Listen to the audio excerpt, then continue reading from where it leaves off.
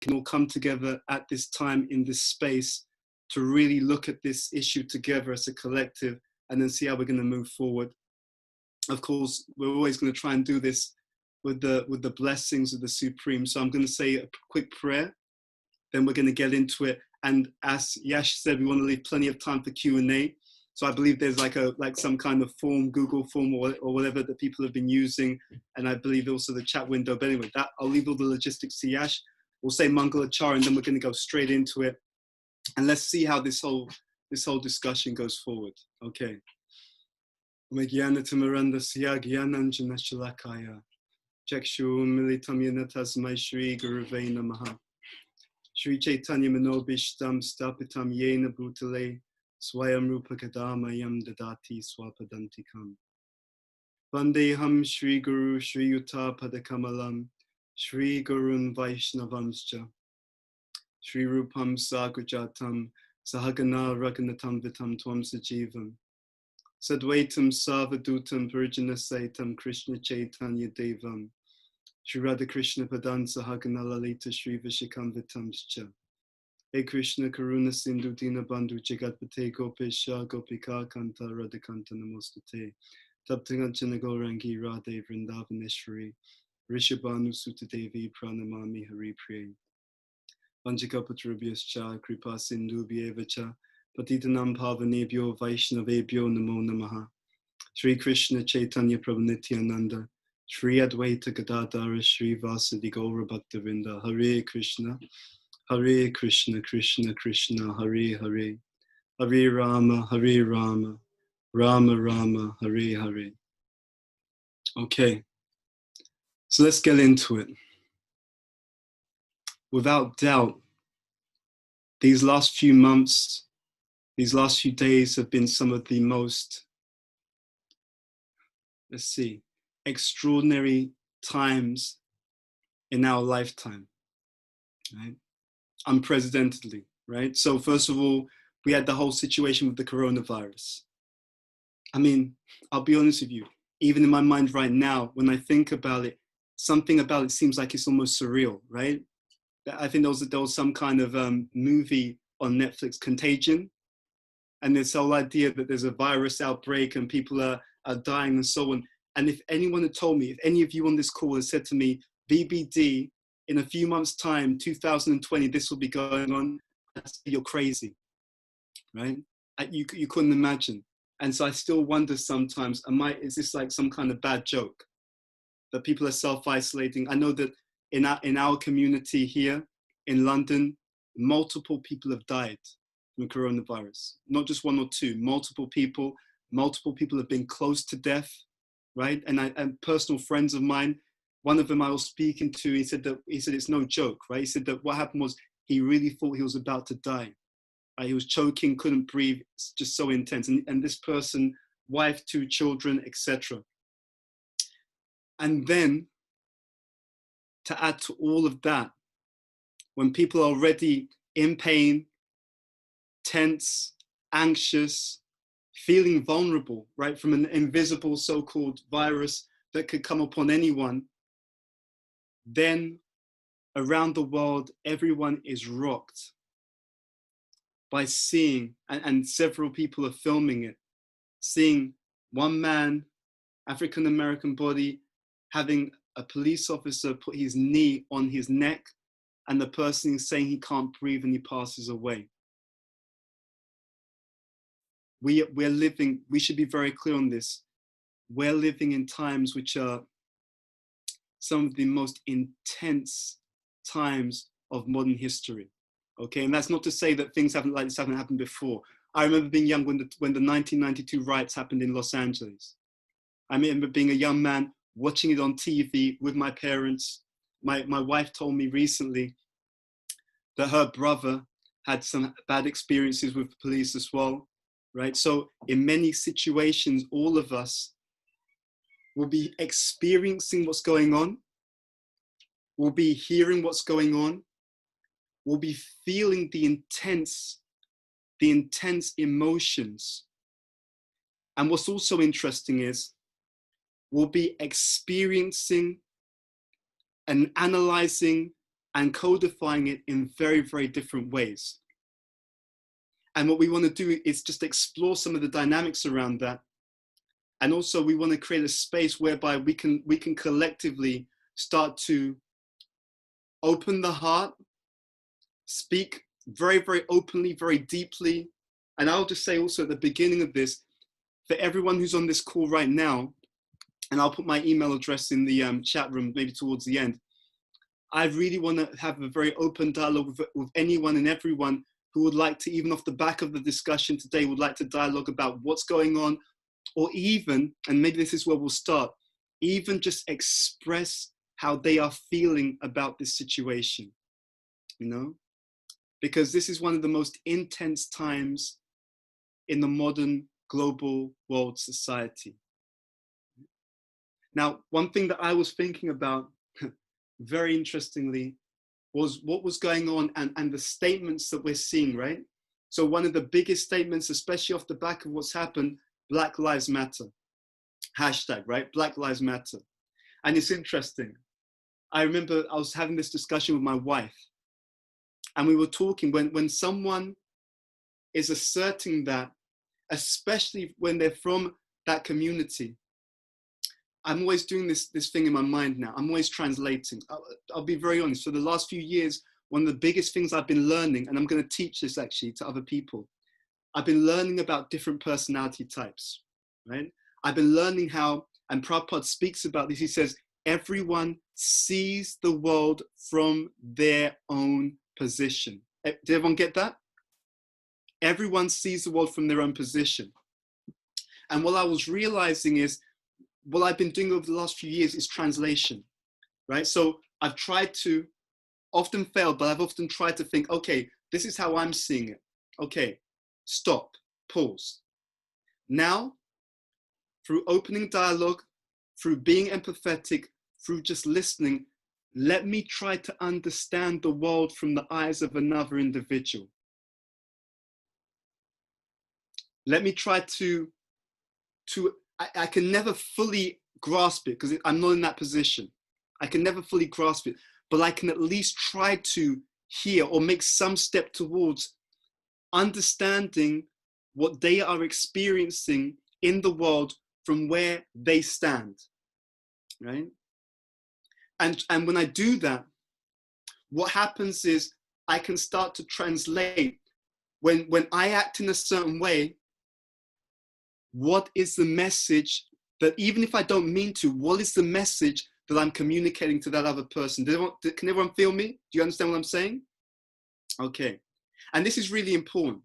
The reason why this is really important, and I was discussing with some devotees recently, is because if an individual has to assert that their life matters, if any individual has to assert that their life matters, it becomes very clear to me that at least a good proportion of people who are asserting that, what they're saying is that maybe because of how they were treated, how they were interacted with, the message that they've received in some way, shape, or form is that their life does not matter.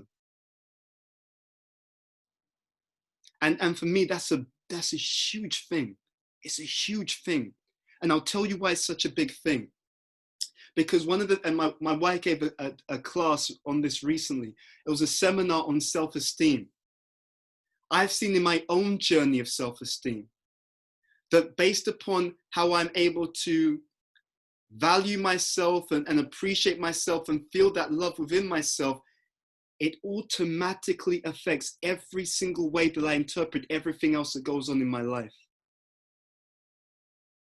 So when we have a situation where within any category, individuals, groups do not feel properly valued, do not feel properly cared for, do not feel that they are significant, that sows the seeds of so many destructive experiences in the world as we know it.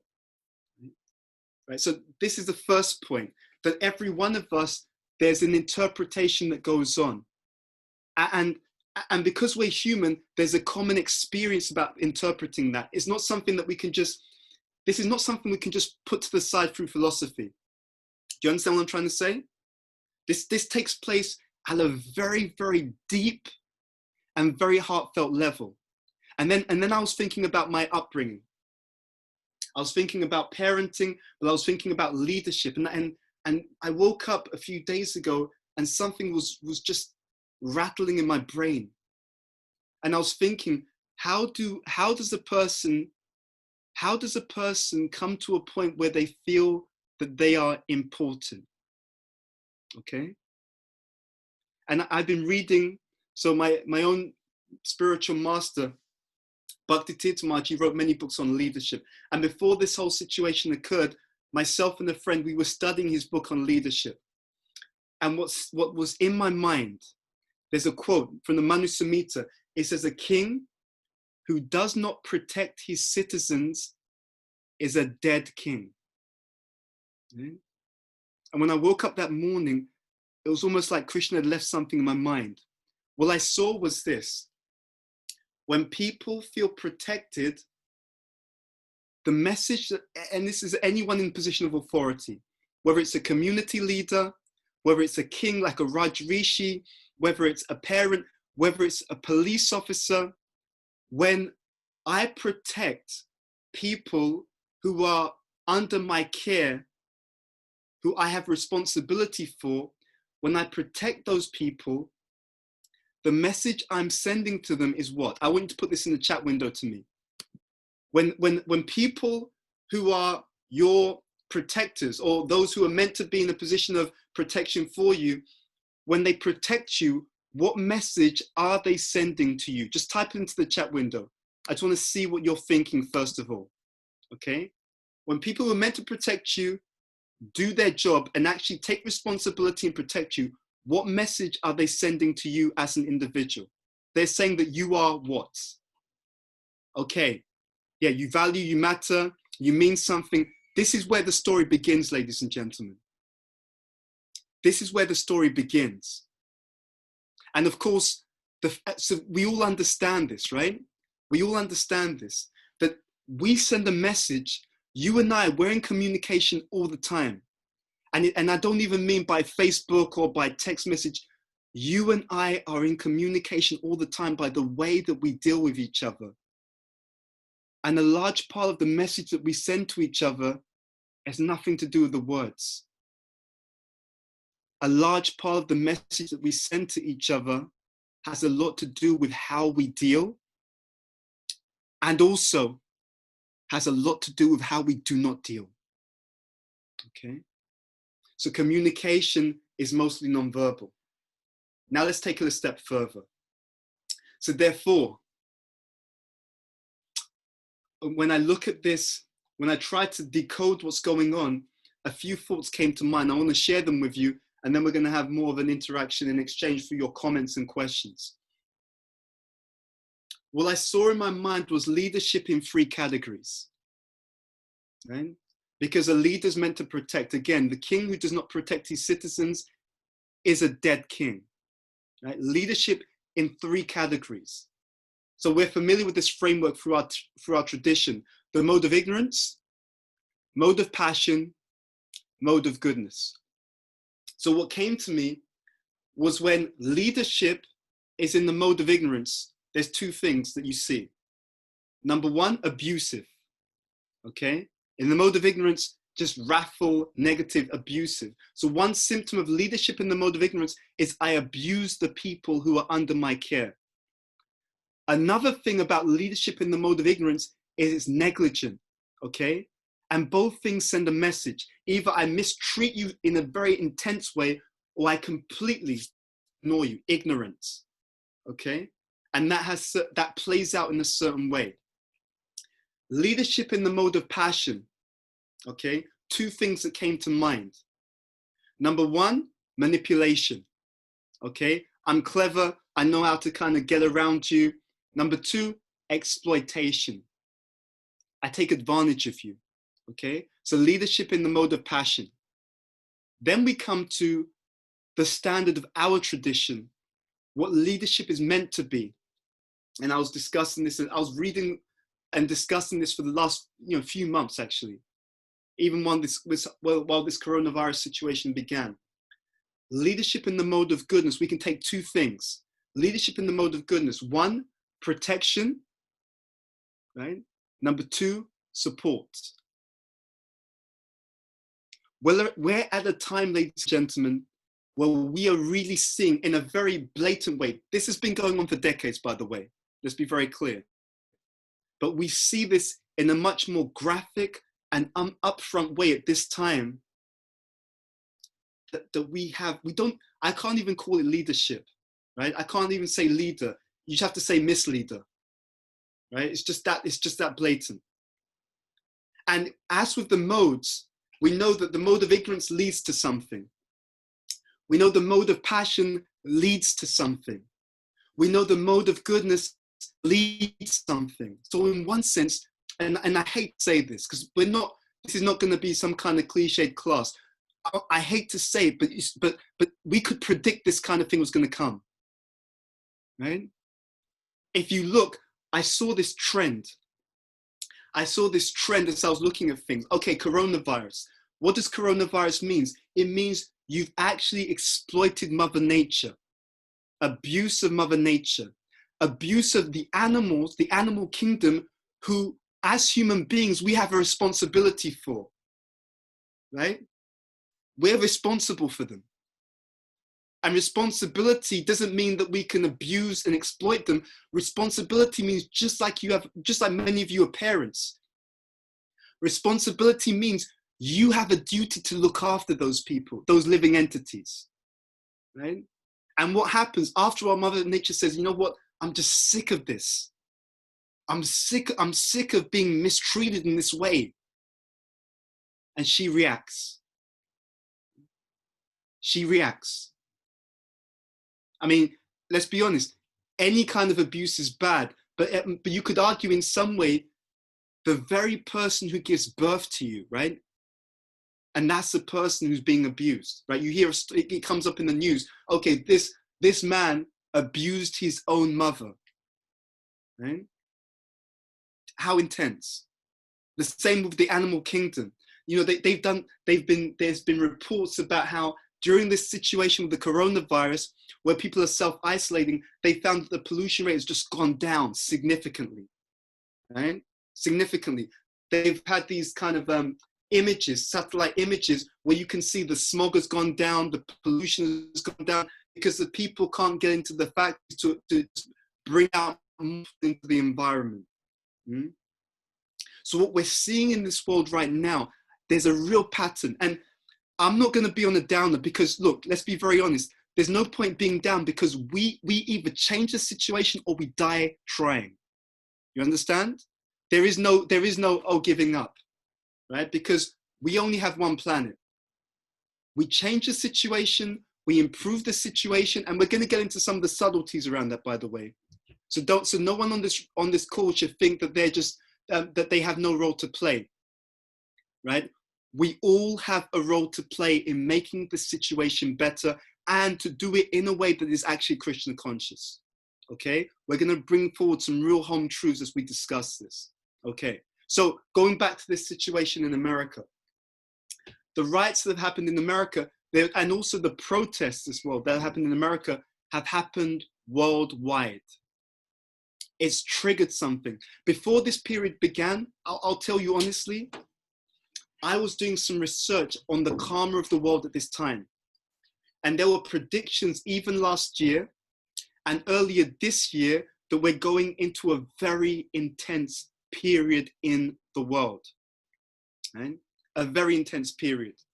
And this period, and I feel this pressure myself, to be honest, this period calls on all of us to step up in a way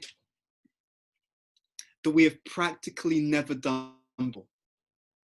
Okay, I repeat that. This time in the world is calling upon us to step up in a way that we've practically never done before, but also to do it with a certain quality that we've never done before, okay? Because the time that we live in, it requires, and I'll say honestly, it requires an incredible sense of maturity. An incredible sense of maturity. Because What we have right now is a situation where there's so much misunderstanding, there's so much intense experience, and I'm going to put it like this. Our room, like imagine that all of us are in the same room. Our room is crowded with people crying out for love and understanding. Do you feel me? Right? People crying out for a space to express themselves and to feel heard, to feel understood. Go back to the first point. If you catch nothing else from this seminar, from this class, remember this one thing. Every dealing you have with a person is a communication, right? And the world is full now of people crying out in pain who are actually saying, and every activity is saying this in some way, shape, or form, I do not feel valued, right? I do not feel valued. I do not feel heard. I do not feel appreciated. I do not feel seen from my experiences that I'm having.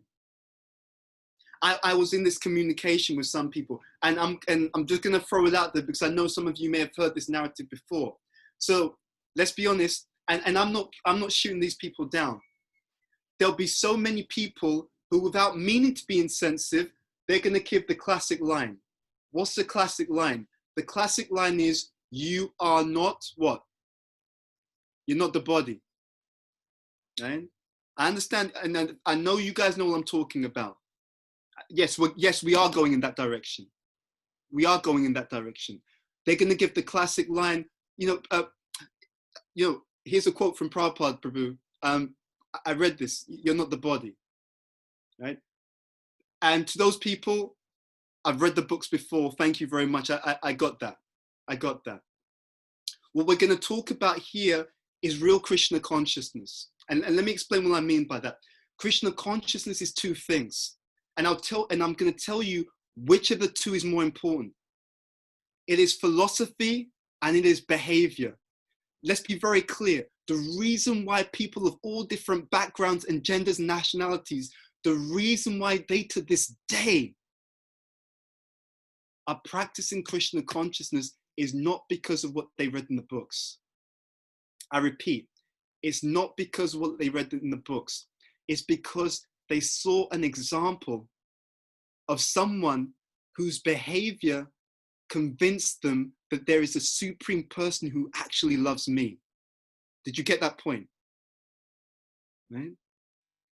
The time in the world where you can get away with just giving philosophy, those days have gone. Right? Those days have gone. Because unfortunately, our leaders have been so incompetent, and I say that without reservation, so utterly incompetent, that the only way to really pull this situation back is by imbibing and embodying the actual intense, supreme, and unconditional love that the Supreme Personality of Godhead has for each and every one of us, right? And that love that exists by him being ready to sit in the heart, lifetime after lifetime, while we also, right? While we also say, Krishna, yeah, I'm not feeling it. I'm not going to listen to you either. Now, I've got my own thing. I'm not going to pay attention to you. I don't care what you think, actually. I've got my own plan, okay? We have to live it. We have to embody it. Our behavior and how our life has to be the preaching, okay? Do you understand the difference, okay? And let's make it even more graphic, because when a person is in pain and we just say, and we ignore how they feel, and we just say what we want to say in the way we want to say it, and you'll put it in the chat window, what does that feel like? And let's make it as real as possible. You can use any example, because let's be honest, many of us have been on the receiving end of that. What does that feel like? You're in pain. It could be anything, right? So my grandmother passed away recently. It was a couple of weeks ago. And I was speaking to my mum on the phone. And I said, Mum, how are you feeling, right? And my mum said to me, she's like, look, I'm really upset. My grandmother was 103 years old. She passed away in her sleep. I tell you honestly, I would not dare tell my mother, don't worry, mum, she's not the body. I would not dare say that to my mother. I remember when my own spiritual master was passing away. I can't even lie to you, it was heartbreaking. It was heartbreaking. He's 55 years old with cancer. I was there when he was diagnosed with cancer. Right? I was serving him for a few months. Then we found out that what was thought to be a benign tumor on his foot, it was cancer. Heartbreaking. And you just see this person passing away, leaving the world. And we all knew, we all read the books. He'd given the classes saying that you are not this body. But that wasn't what we needed at the time. You understand? It wasn't what we needed at the time. What we needed at the time was for someone to understand our pain. Was for someone to say, yes, I understand what you're going through. I hear you. I acknowledge what you're feeling. And when that was done, that immediately helped me to understand, oh, Krishna does exist, right? Because the way that the world, and the world includes every single one of us, and it includes the devotees in our movement, right? The way that the world will understand that there is a supreme personality of Godhead who actually cares about them is through the behavior, the imbibing of devotion within the heart and the activities of a devotee. Therefore, the reading is important, the chanting is important, everything is important. This is how intense it gets. I was reading about Nazi Germany. I was listening to one speaker and he said something that really, to be honest, I felt like it was just slapping the taste out of my mouth. What he said was there had been studies, and the studies had found that the normal the day-to-day person in Germany at the time, because it was normal to mistreat that group of people, it was something that was going on widespread. It wasn't that there were the good people and the bad people, right? I mean, there were, but there were many people who, because it was seen as socially acceptable to go along with that, they went along with it, right? And then when I was listening to the dialogue about that, he made a point which is very important, and this is where it really touched me. He said, "Don't think that you wouldn't have been one of those people." That's what he said. He said, "Don't think that you wouldn't have been one of those people." Right? Because it's very easy for us to say, yeah, you know, if I was there, I would have said this is wrong. I don't know if I would have done that. I don't know if I was that person. I don't know if I would have thought that if everyone else is doing it, it is okay. Got it? I can't say for certain that I wouldn't have been one of those people because of social pressure, because of wanting to be accepted, and because the crowd was all doing it. I can't say that I don't know if I would have been one of those people who would have said, you know what, I don't care whether everyone else is doing it. This is wrong.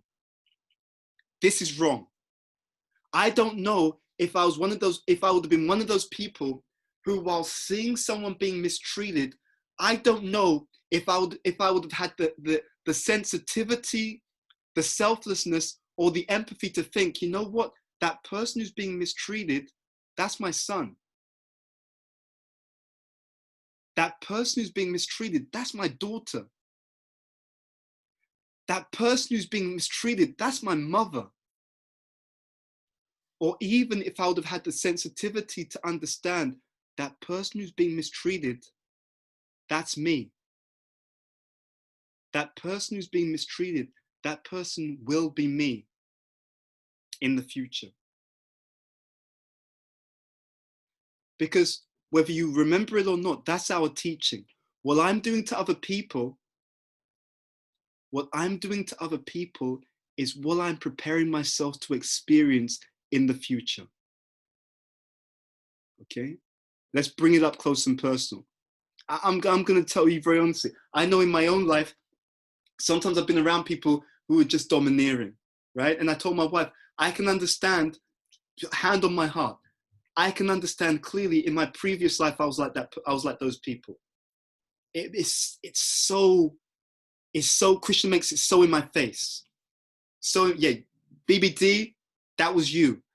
You're meeting your reflection in the mirror. So now it gets to the point where we have to be a little bit more intense about ourselves. There are many people who will, how can I put this? I had a time in my life where I would see people doing something wrong and I'd think, why do they have to be like that? That's wrong. Right? And you know what Krishna did? Every time I saw that, I kid you not, I swear on my own life, when I did that, whether it's a few hours later, a day, a week later, Krishna would show me, dude, you hypocrite. You hypocrite. You've got the same quality in your own heart, right? I'd see people, I think, why is that devotee so lazy? Why doesn't he work hard? And Krishna will put me in a situation where I could see, my God, I'm being lazy. And I was reflecting on what they call the shadow. Right? The idea of the shadow is certain parts within ourselves that we've repressed. You understand what I'm talking about? Those things about me that are just too painful to look at. Right? Those things about myself which are too painful to look at, so I just lock it into my unconscious, pretend it's not there. No, I'm not one of those people. They're the bad people. I'm the good people. You understand? Right? I'm not like them.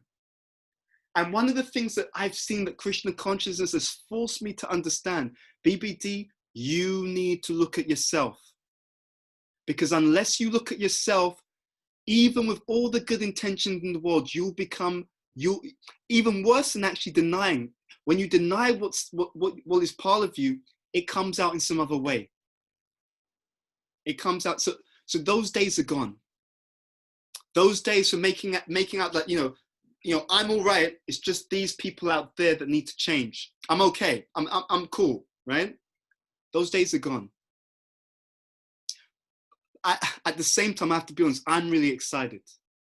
I'm really excited. When I see what's going on, I'm not excited about people harming others, but I'm excited when I'm seeing people having at least some intelligence to understand that I need to show people by my example the way, right?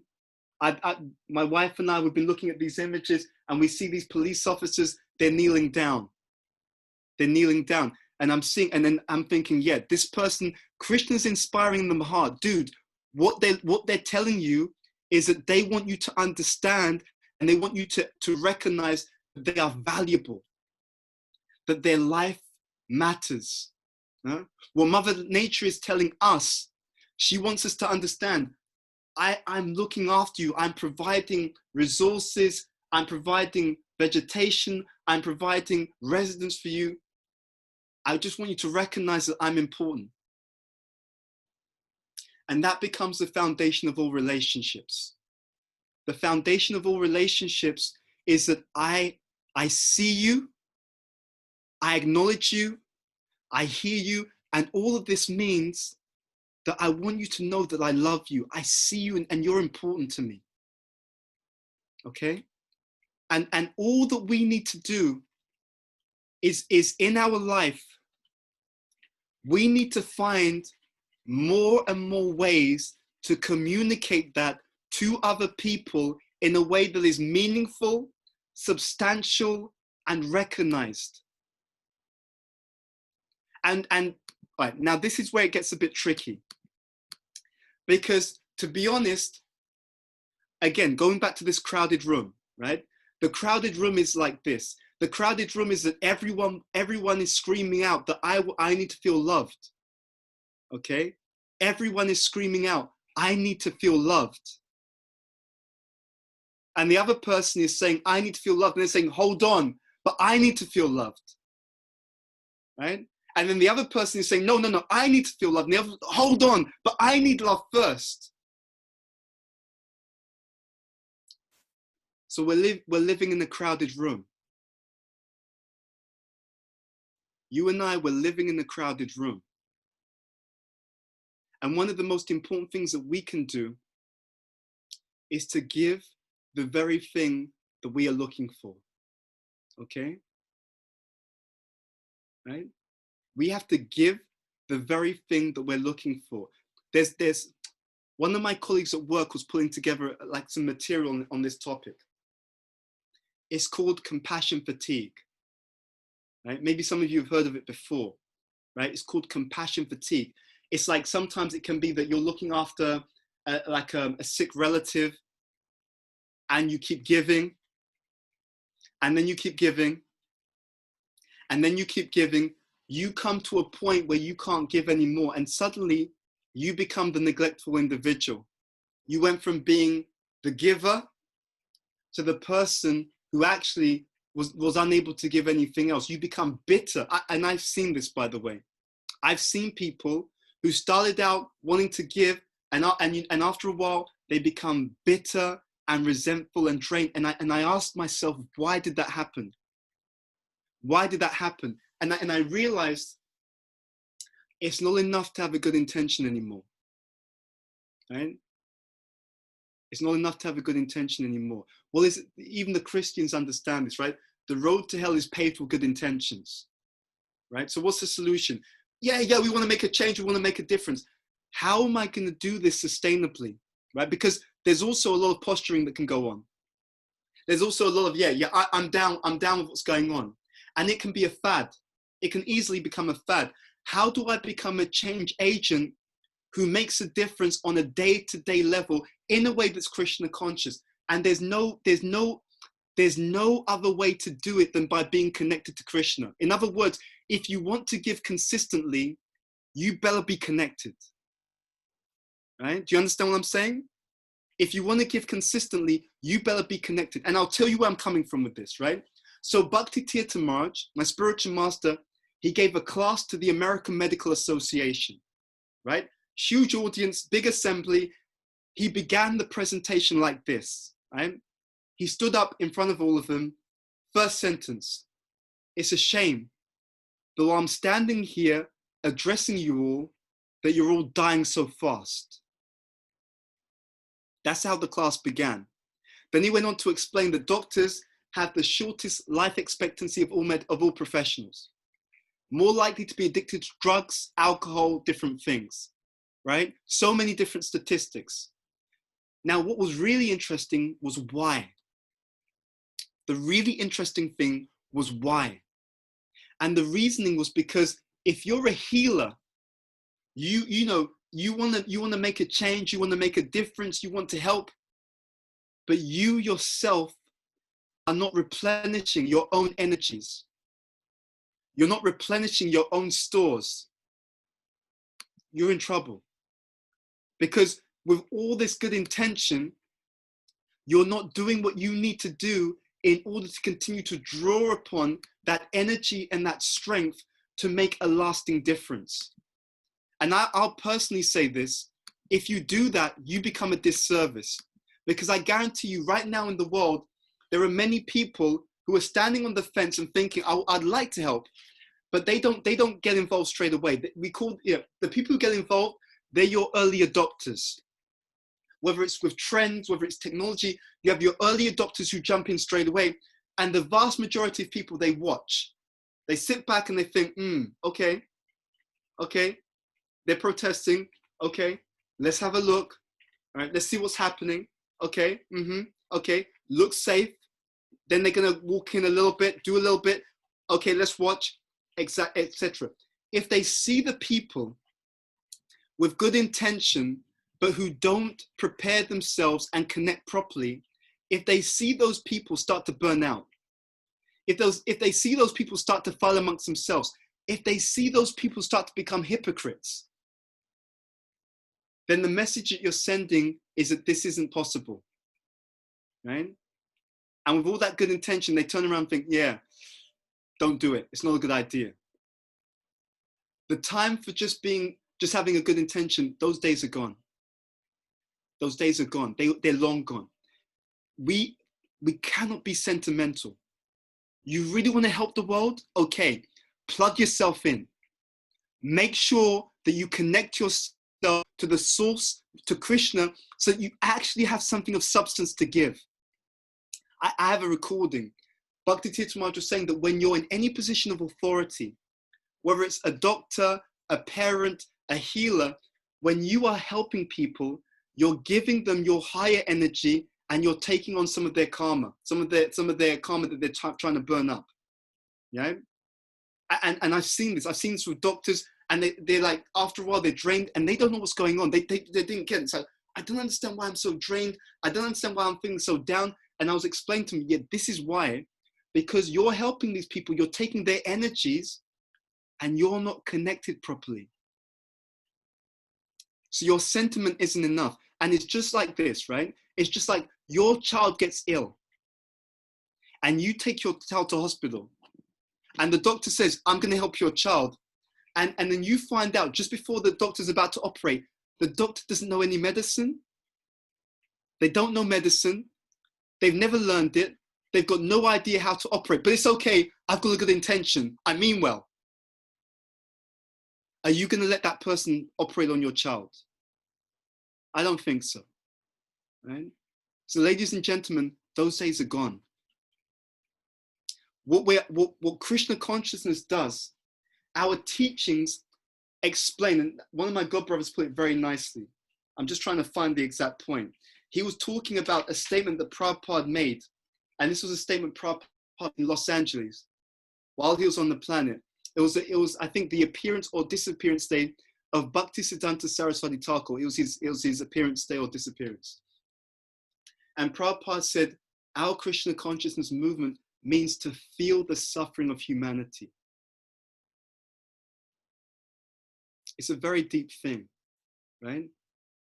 If anything, I'll tell you honestly, as those people who have a very deep and profound understanding of the human condition and the mission of human life, we are also leaders. Once you've been touched by this teaching, you're a leader, right? What is it they say? That Krishna consciousness is like the mafia. Once you join, you can never leave because you know too much. Got it? It's like that. So we're also leaders. I can't even lie to you. Part of me, I feel some responsibility for what's going on. I'm looking at myself and I'm thinking, did I do enough? What could I have done to get the message out there better? To be more of an example, right? What would the Raj Rishi, a saintly leader, do in this situation? I tell you honestly, from studying it, a real leader, a Krishna conscious leader, this situation would have never arisen in the first place. Because, and I was thinking practically, what would the real leader do? One idea I had, and I'm not saying that I've got this right, we're going to have a dialogue about this. I was thinking a real Krishna conscious leader in those communities that felt neglected, unheard, unvalued, we would be in those communities with the most famous people in the modern world, right? Because when the most famous people come there, all the attention goes there. When the attention goes there, what is the message?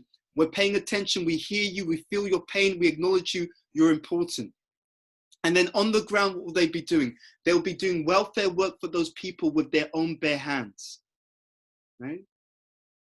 Because, and it wouldn't be about saying a thing. Just by doing that, the message that would be sent is, you know what? You are important. You're valuable. Huh? I hear you. I feel you. I care about you. So many people will be ready to embrace a higher understanding of life, but they have to feel that love, right? They have to feel that love. They have to know that there is a supreme person who sees what you go through, who feels your pain, and who really cares about your experience. And this is our philosophy, by the way. Paraduki duki kripam buddhi. An advanced devotee literally feels the happiness and the suffering of others. I remember hearing a class, right, by one devotee, I won't mention his name, who's very advanced. And what happened was he was able to experience the pain that the soul was feeling in an animal's body. Right? And to be honest, they don't normally talk about that kind of stuff, but he was actually relaying that in the class, which I thought was extraordinary. I wish I'd have actually saved that class. He was able to actually perceive through this very deep sense of empathy, he was able to actually perceive what the animal was experiencing being trapped in that particular body. And actually, to be honest with you, that is something that is available through high states of spiritual life. Our time, no, we have work to do. You and I, we have work to do. We have work to do to reclaim our family members, right? And when I say family, every single living entity, in whatever kind of body that they are in, whatever kind of nationality, even down to the species, you and I, we are our brothers and sisters' keeper, right? And whatever injustice they are experiencing is the injustice of your own children. Got it? Right?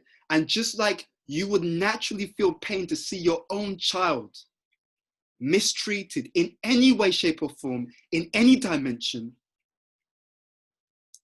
we should feel that same pain when we see any member of our spiritual divine family mistreated.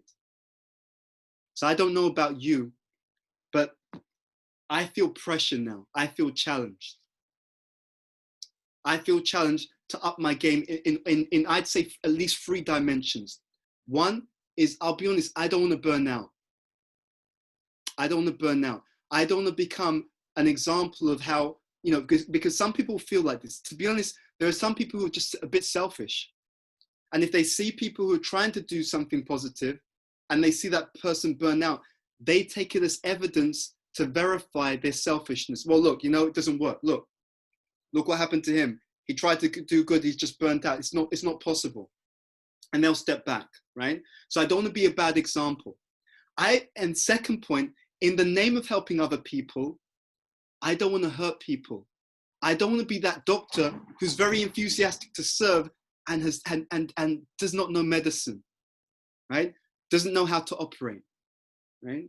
I understand that in order to step up to what is required at this time, which has always been required, by the way, but it's being shown to be required in a more intense way right now.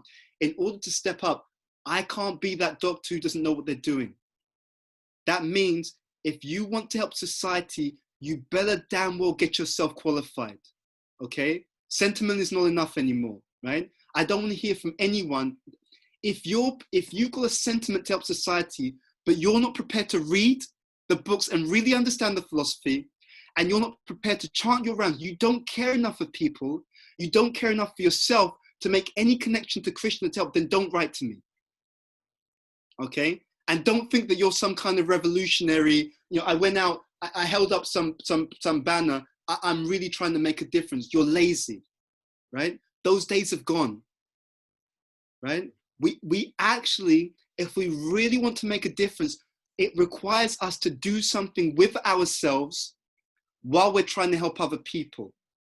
The real person who's going to help people is not you, by the way. I repeat that.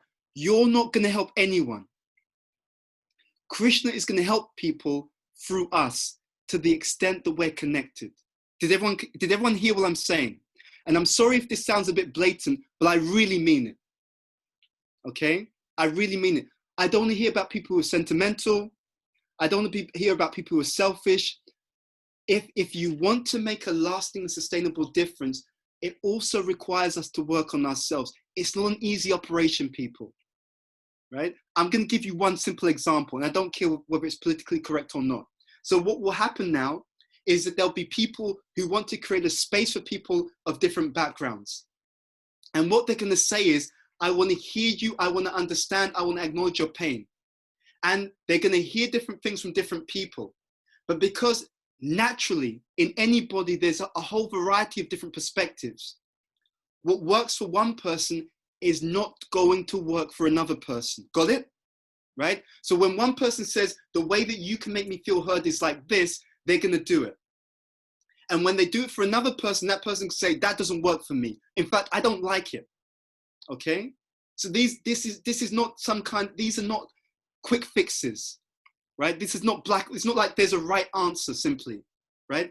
The vast range of humanity, the vast range of diverse voices, experiences, opinions. Now we're going to have to navigate that in a very sensitive way. But it begins with listening. It begins with creating a mature and open space where people can really speak about their experiences and holding a space for healing.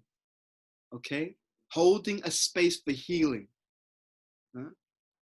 Unfortunately, the leaders of society right now, I'll be honest, in many cases do not have a clue what they're doing. Okay? But you know what? Every single one of you on the call as a devotee, you are also a leader. You are also a leader. And in some ways, we are more responsible than others because we've been gifted with a certain level of insight and understanding about the human condition, about what happens when people act in different ways, and about the entire goal of human existence. Right? So to be really honest with you, as much as there are other groups responsible for the issues that are going on in society, every single one of us, you and I, we're also responsible. Right? And what does compassion look like? Compassion means you now take this ancient wisdom and you translate it in two key ways. Number one, you translate it through your day-to-day behavior. Okay, got it? And it includes telling people about Krishna, but even when you're not telling people about Krishna, you tell them by your behavior. Okay? So number one, you translate it by your behavior day to day.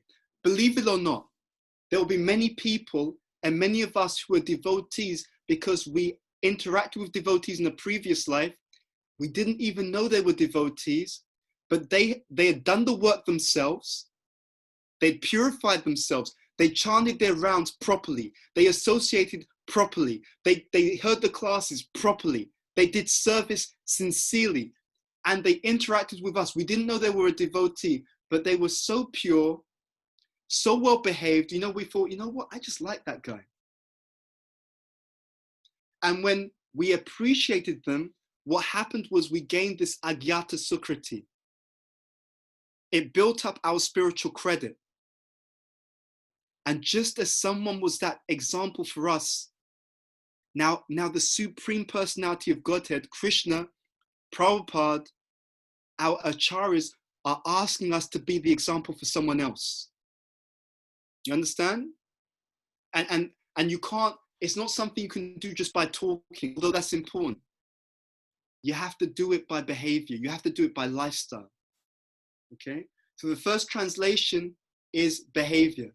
The second translation is when you communicate a message, be sensitive to the position of who you're communicating with. This is on purpose, by the way.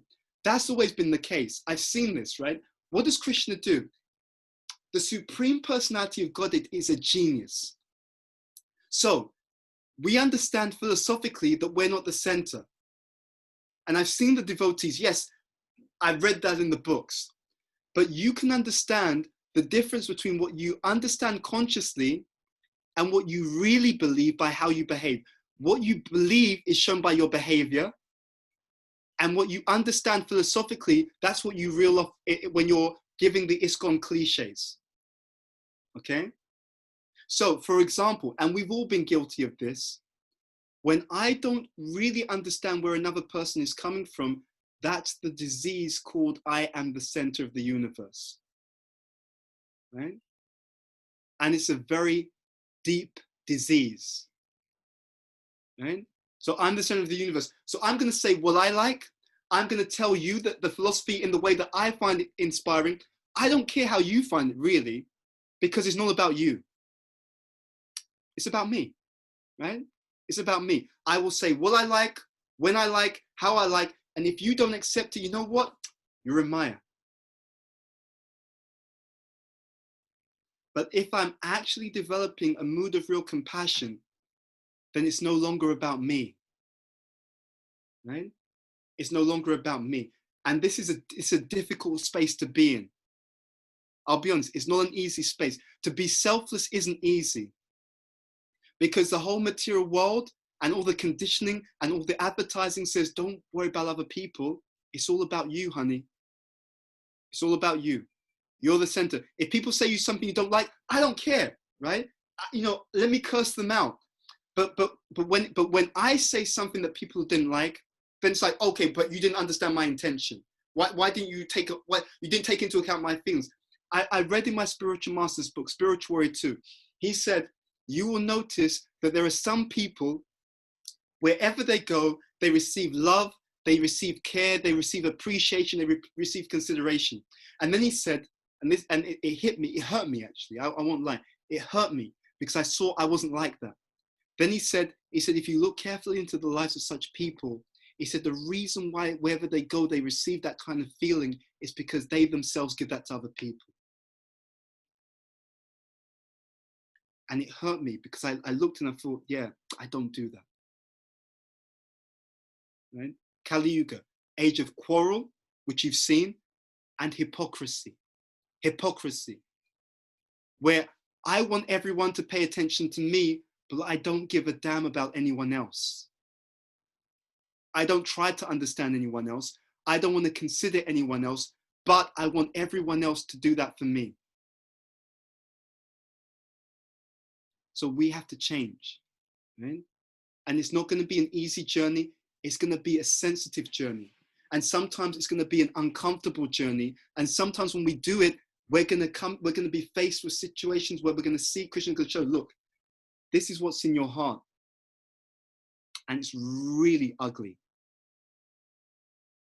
You need to clean this away. Okay? And that's going to come in our interactions with each other.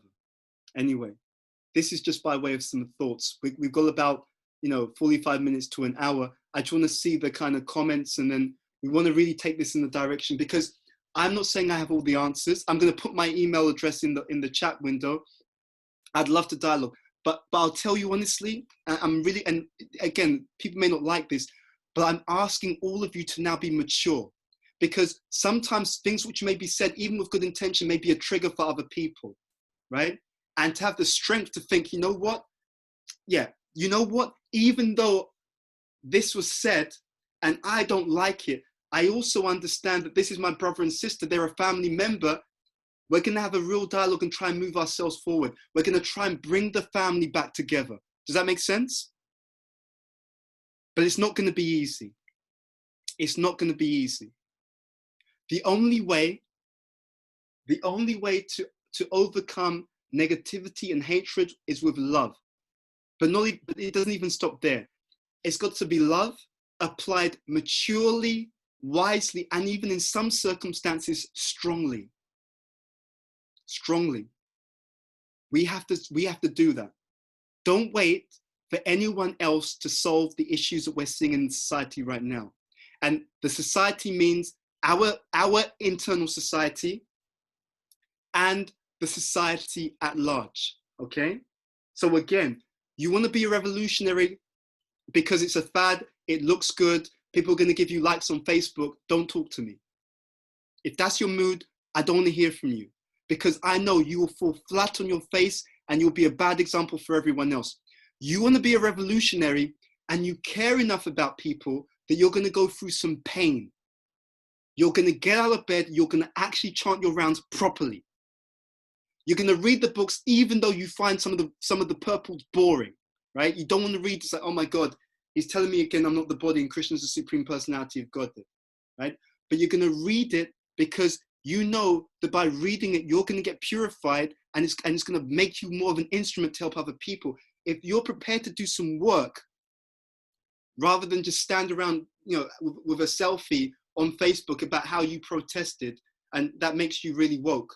If you're going to do some work, then we can have a conversation.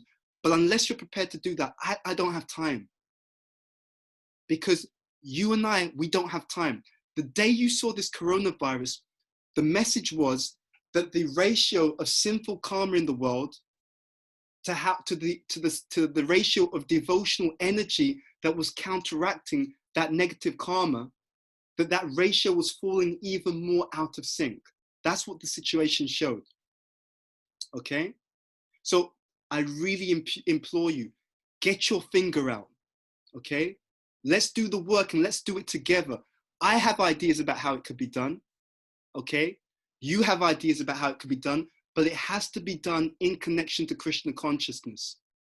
The world is full of do-gooders. And I'm sorry to say, sometimes I get sick of this idea of just people being do-gooders, because if you scratch beneath the surface, many times they're not prepared to do the inner work, right? And if you think that you're so great, that if you were put in a position of authority, that you would not in any way misuse your power, that you would not in any way take advantage of your position, if you think that your heart is so pure that you would have no issue and you would be perfect, you're also part of the problem, because you don't even know yourself. Got it?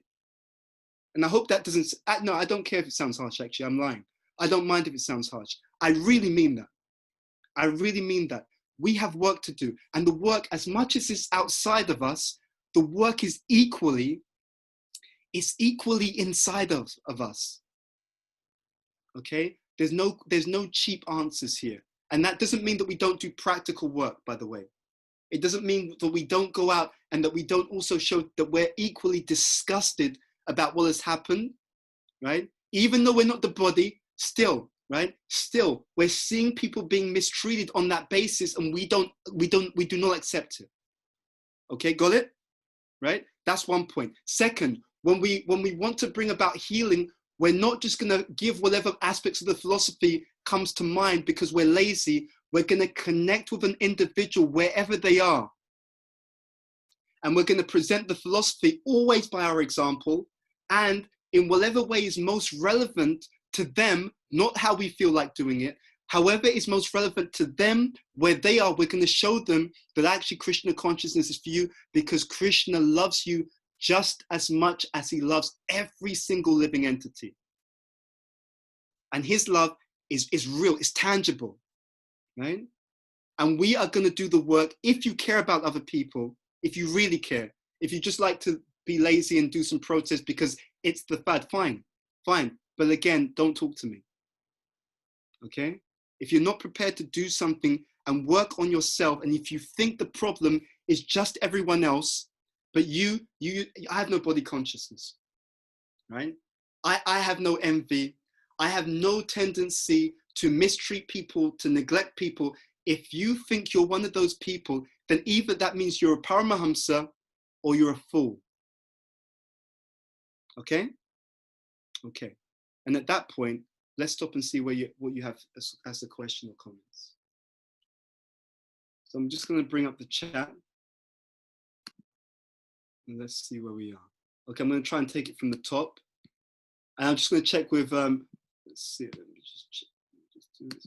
I'm just going to check with Yash. So what's the best way forward? Should I just take the questions? Do you want to, because we'll look at the questions and comments. Before I even go to questions and comments, I want to plant a seed in your mind. I want you to think two things.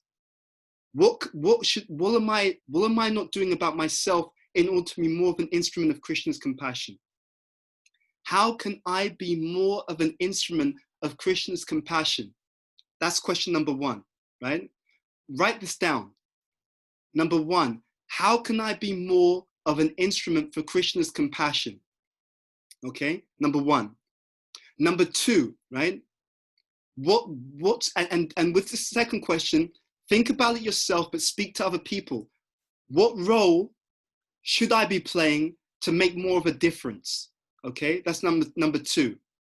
Okay, and by the way, the other thing that sickens me, and I hope none of you on the call are doing it, don't think that because you have one role that everyone has to do what you're doing. Got it? Right? We have to stop this impersonalism.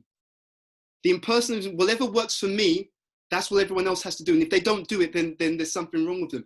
Let's really try and become mature now. We absolutely have to step up our game. Okay? So number two, what role should I be playing? And ask your friends as well. Right? And I'll give you an example. I know that there's so many more things I can communicate that can inspire people and that can strengthen each other. I love being around you guys. I love being around devotees. Right?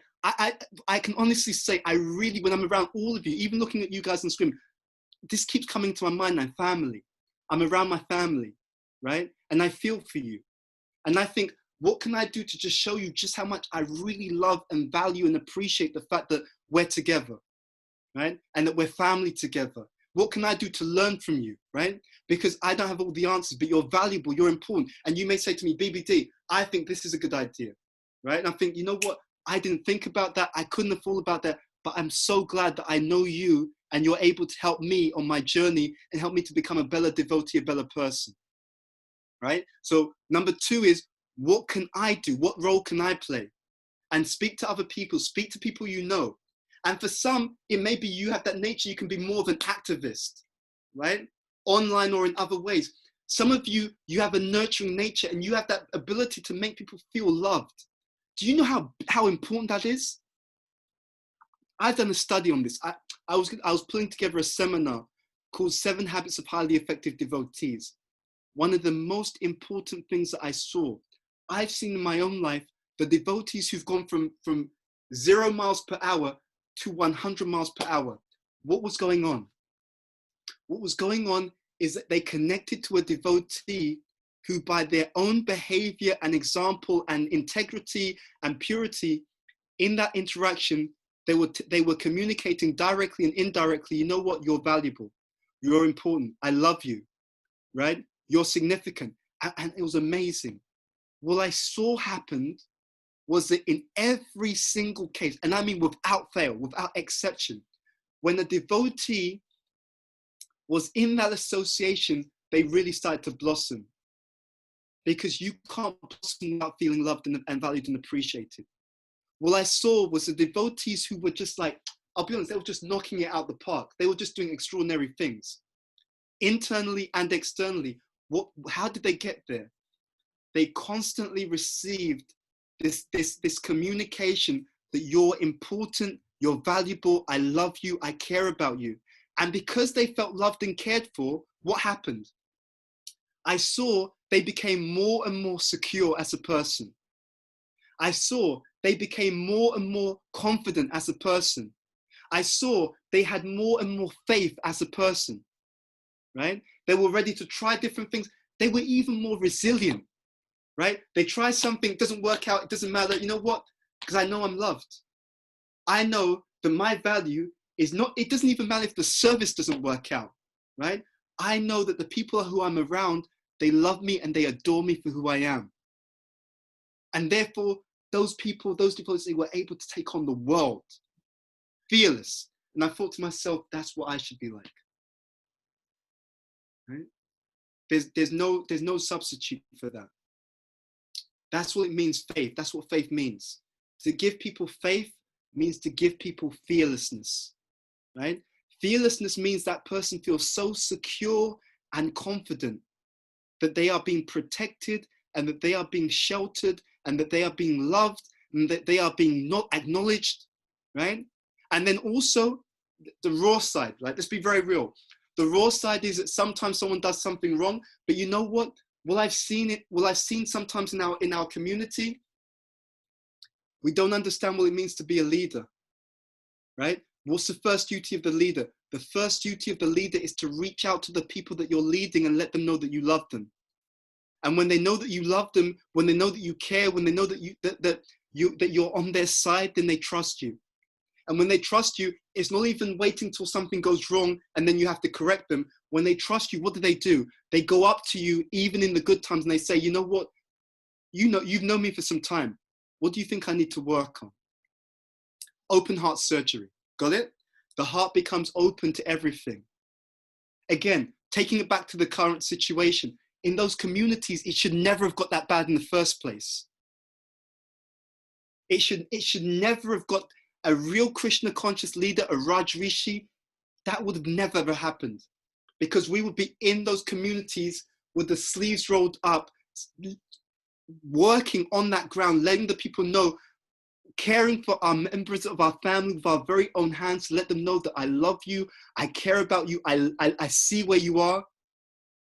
And just by doing so, sending the message that there is a supreme personality of God. Oh, so they find out by accident, oh, are you a devotee? Yes, I'm a devotee. Oh, you believe in God? Yeah, I believe in God. In our tradition, his name is Krishna. Wow. Wow. Palpable, tangible. I'm giving prasadam out, whatever it is, and they begin to understand that there's a supreme person. When I look at all the ills in society, increasingly it boils down to one thing, that we are doing a terrible job. And I repeat, we are doing a terrible job in showing people that they are loved, they're valued, and they're adored.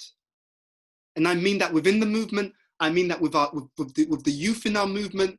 I mean that with the elderly in our movement. You know what? If my family, if certain members of my family found out that even within our movement, in many cases where people are older, we don't take care of them properly, they'll think that these people are uncivilized. Okay? And that elderly member within our movement who does not get care, that elderly member is us in the future. It's you and I 10, 20, 30, 40 years from now. Got it? So none of this is theoretical. What I'm doing to other people is exactly what I am preparing to experience myself in the future. Okay, just to make it up close and personal. Okay, Yash, over to you. How are we going to do this in terms of questions? Yeah, so first of all, thank you so much, Prabhu. For questions, I put a link in the chat, everyone, if you can see it. If you can't, feel free to message me and I can send it again. But that question form is an anonymous question form. And if you've already sent me a question privately, I've made a note of it and I have it on the form. But just so that we can get all the questions in one place, it'll be easier to sift through for us. So if you can please write your question on that form, it'll help us organize. And then what I'll do, Prabhu, is I'll send those questions to you so that you can tackle them one by one. Okay, but what I'm thinking also, because, and like I said, I'm happy to have this dialogue ongoingly, you know, to even have some more discussion if that works for you, because I think this is a real time for us to come together and to really heal in a mature way, but in a real way as well. You know, so it's going to be painful because sometimes we're going to bring up these experiences and wounds, right? And it's going to be that experience of really looking at this, looking at how the scab has formed, how the wound has formed. And I've been thinking a lot about permanent solutions. You can put a plaster on anything. But if you want to deal with things in such a way that you cause permanent improvement, it's not a one-off thing. It's not like, yeah, we had a seminar, everyone goes home. This is an ongoing dialogue, okay? And again, if you want to do this properly, make sure you plug yourself in, okay? And I'm telling you honestly, anyone on this call who's not prepared to do that work, you should understand that your compassion is superficial. And I say that even though your intention is good, if you can't do some work or make some sacrifice in order to be in a space, in a consciousness, to really make a lasting difference, you should know that whether you like it or not, it means that your compassion is superficial, right?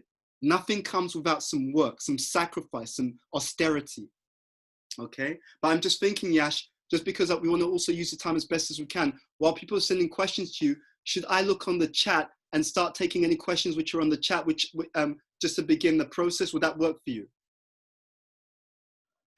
Yeah, so what I've done so far is I just sent you 2 questions right now.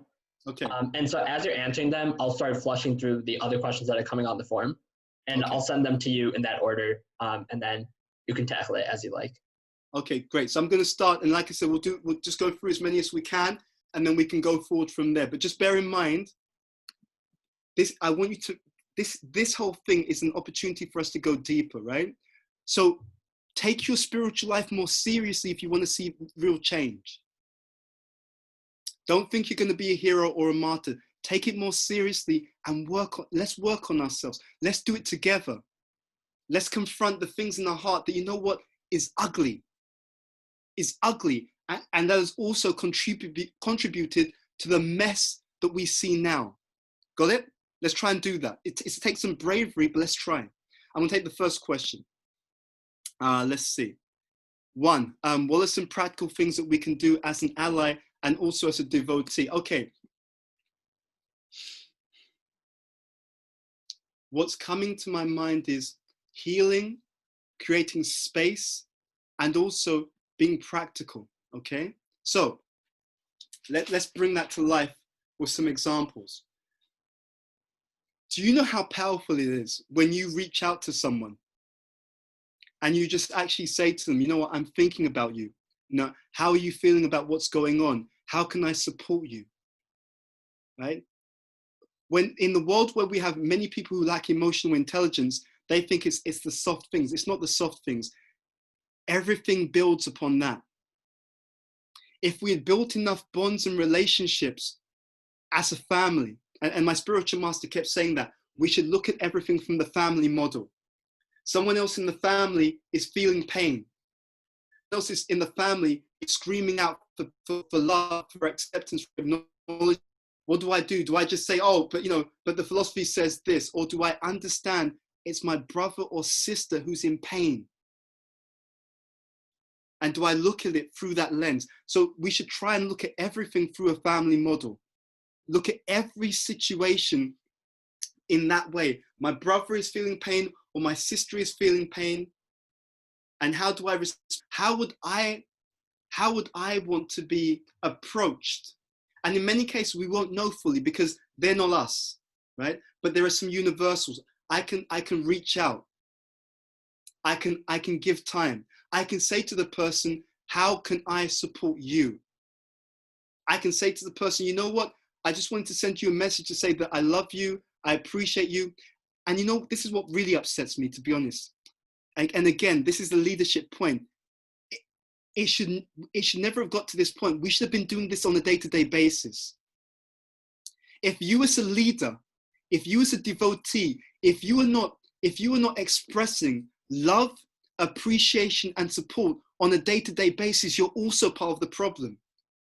I can't remember how many times I've seen in the community of the devotees, an incident comes up and no one can speak to that person. And I'm like, who are they close to? And they're not close to anyone. And why are they not close to anyone? Because no one has been reaching and building a relationship with that person.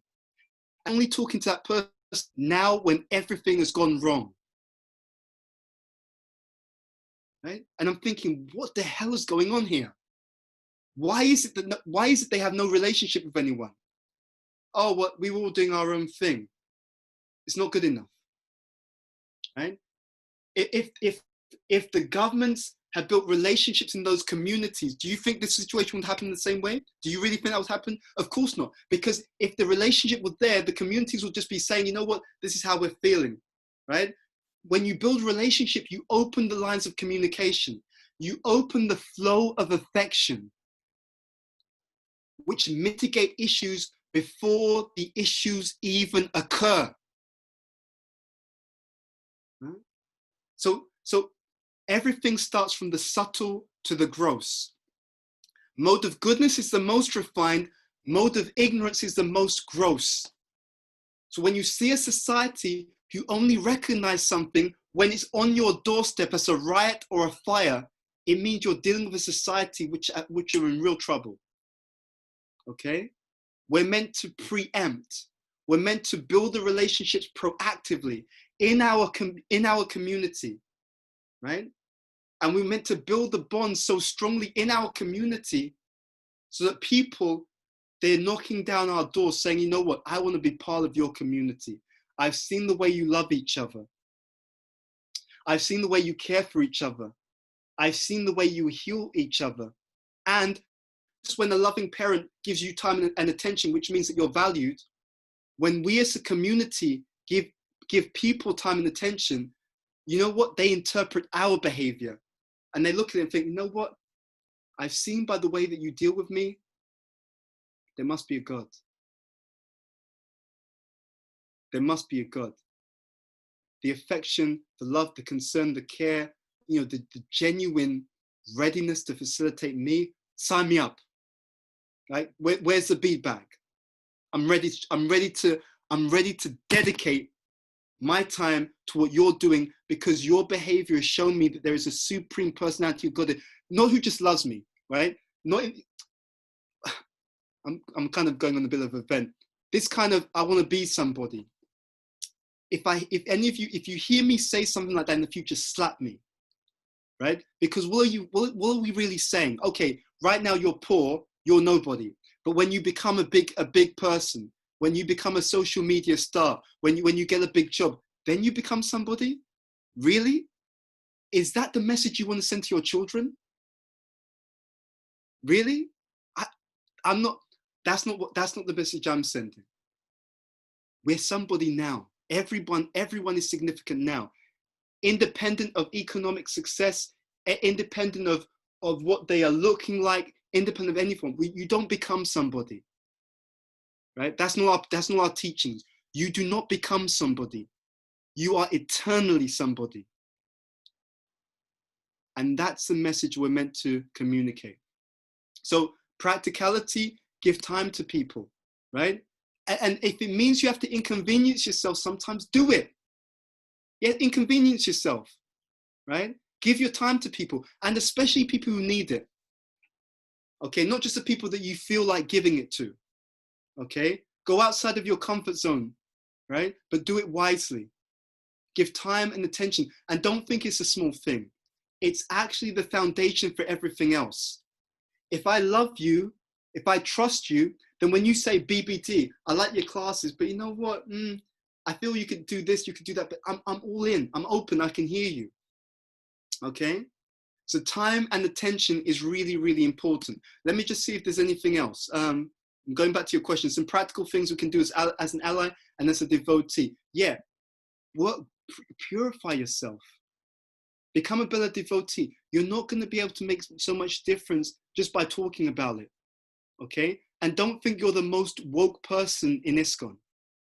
Okay?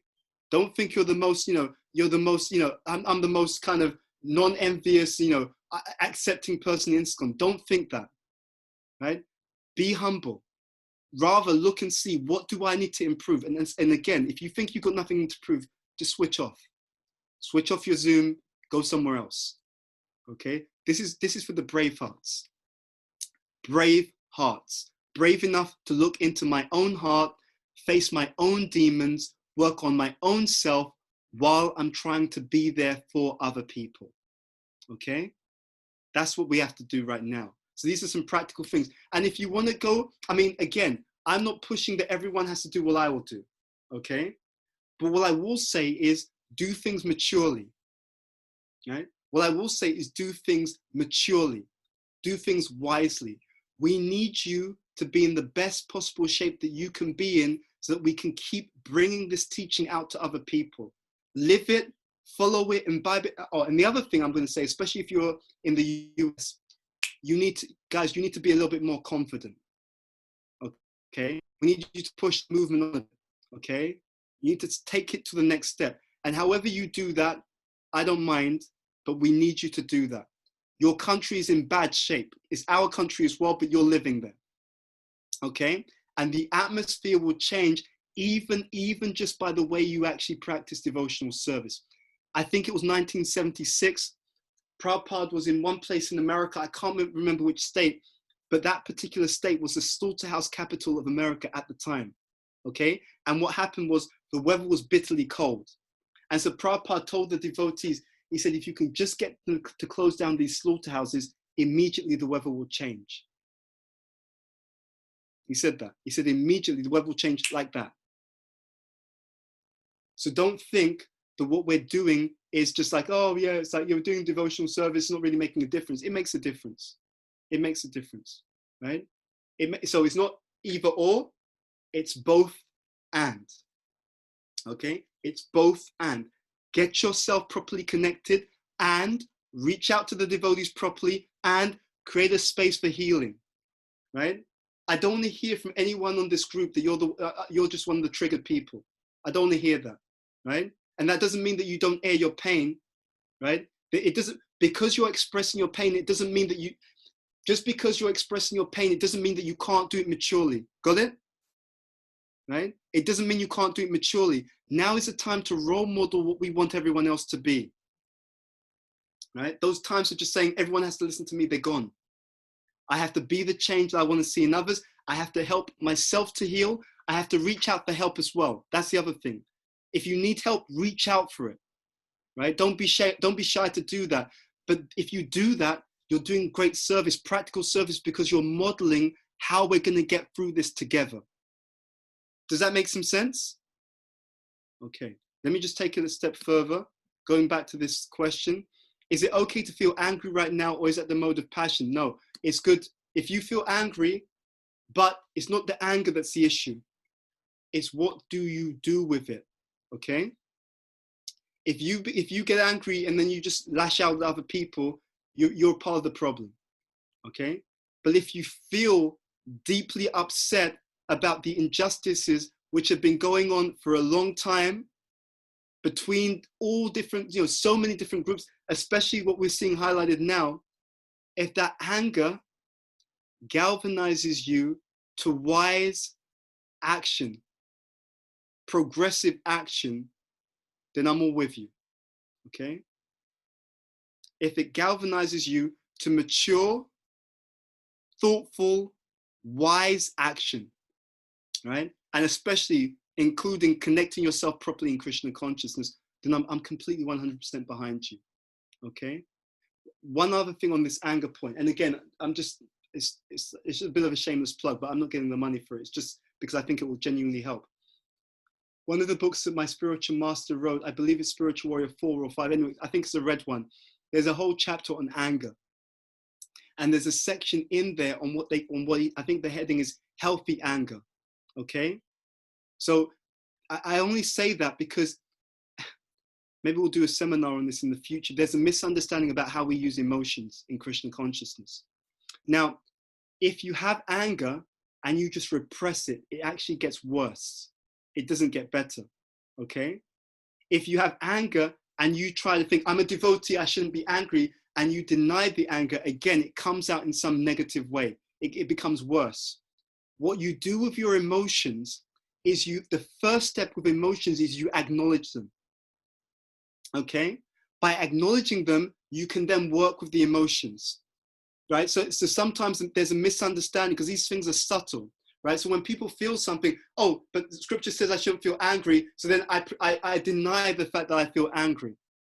And it doesn't go away. It becomes unconscious, and then you'll find you start fantasizing about shouting at people, right? I've seen that, and maybe some of you have seen that. You're fantasizing. Next time I see them, I'm gonna put them in their place. I'm gonna tell them, and you just see this person getting tense. It hasn't gone away. You just internalized it. You're still angry, right? It comes up in your dreams. It comes up in your fantasies. No, acknowledge it, right? Acknowledge it. And then when you acknowledge it, let's start to work with it. What was behind that, right? That anger that I'm feeling, why am I feeling that anger? How do I express it maturely? First through my own friendship circle, so I can get those emotions out and explore them in an open and honest way, so I don't carry that. And then from there, the next level is, what does it mean in terms of what I should be doing, right? Maybe I need to address something, right? But you see, it's a very interesting way to look at it through the modes, right? So what you have is in the mode of ignorance, you may be overly submissive. In the mode of passion, you may be overly aggressive. In the mode of goodness, you are assertive. You see it? It's the same core emotion, but it's expressed in different ways, right? To feel something, you should be honest about it, and then you can start to explore it. You get it out in my spiritual master said, with a close friend, you should be able to say anything. And you should be able to get feedback from a close friend. I discussed this with him, a group of us. So what you do is you explore it, and then what you do through exploring it, you bring it out to its mode of goodness version, right? So if you find you're always feeling upset because you feel like you've been pushed around, and if by feeling like you've been pushed around, you're building up anger and rage, then your mind is telling you that you need to be more assertive. Don't flip to being overly aggressive, because passion and ignorance are unstable. You think, okay, what's the mode of goodness expression, right? You take the same element and you get yourself to the point where you can start to express that element in the mode of goodness. Okay, that's the way we do it. That's what it means to be mature. Another example, I'm feeling envy for someone. Okay, what does that mean? Envy is a mode of ignorance. Okay, so if I'm feeling envy, it means actually it's because I value something that they're doing, isn't it? You don't feel envious towards someone who's got nothing. If you're envious towards that person, you're seeing that there's some value. Okay, so in the mode of ignorance, it's envy. I want to destroy what they have. I want to take what they have. In the mode of passion, that same element is called jealousy. I don't want to take what they have, but I want to outdo them, right? However many likes they've got on Facebook, I want more likes than they have, okay? So in the mode of passion, it's jealousy. In the mode of goodness, it's appreciation. Okay, yeah, that was a great thing that they achieved, right? So we need to bring it up to the higher expression. When we feel something, just look, okay, what is it? And start to see, how can I bring this to a higher expression? Don't deny what you feel, right? Because actually, you know what? The gift, when we feel some of this envy or negativity, the gift is humbling, isn't it? Right? I don't want to feel envious, but I do, right? I don't, when I saw that person get that round of applause, I felt, you know what? I felt envy, right? We all experience it. And if we develop a mature community, how do you know you've developed a mature community? Is that people can be honest and we can deal with the real issues as a family, right? You felt envy towards me? Okay, I felt envy towards you when this happened, right? You know? And it's like, yeah, I love you, right? I love you. I appreciate the fact that you could say that to me, right? Because this is another big thing. I'm glad you asked that question. Unless we respond maturely, this is my fear. I'm going to be very honest with you. My fear is, with so many of the things going on, if we don't create a space for open, honest, and mature dialogue, what will happen is people will start thinking, I can't say anything, I can't say something. They don't stop feeling a certain way. They just think, I can't say something because if I say it, I may be labeled the bad person, someone may attack me.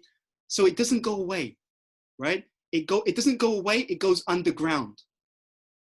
There's a study, I wanted to tell you this. There was a study, there's a guy, and his name's Goffman. I think it's spelled Goffman. And he's done a study. He's able to predict with 94% accuracy if a marriage will break up. 94% accuracy. What does he look for? What he does is he looks at how the couple interact. And he looks to see if there is a buildup of resentment or frustration or negative emotions between the couple, and they're unable to express it, right? So what he noticed was when there's a relationship between people and there's something boiling up beneath the surface, and the people who are supposed to be in a relationship, they can't have honest, open discussions, right? So I can't tell you how I really feel, because the last time I told you how I really felt, you slammed me, right? You just cut me down. I didn't stop feeling that way. I just became angry and resentful and bitter to you because you cut me down. So now this resentment boils up. But I can't tell you. Boils up. I can't tell you, because if I tell you, you won't be able to take it. And then, so think of it. What mode are we talking about? When I can't really say what I really feel, although I've got pain, I'm upset, I'm angry. What mode are we talking about? The mode of what? Ignorance, right? And the mode of ignorance leads to what? Begins with D. The mode of ignorance leads to destruction, right? So that's the thing I don't want. And the way to stop that is that that's why I'm emphasizing mature space. It's not space, it's mature space, right? So even someone says something and you think, you know what, that's wrong, right? But I'm not going to shoot you down. I'm going to explain to you in a mature, but also emphatic. I'm not saying don't be strong.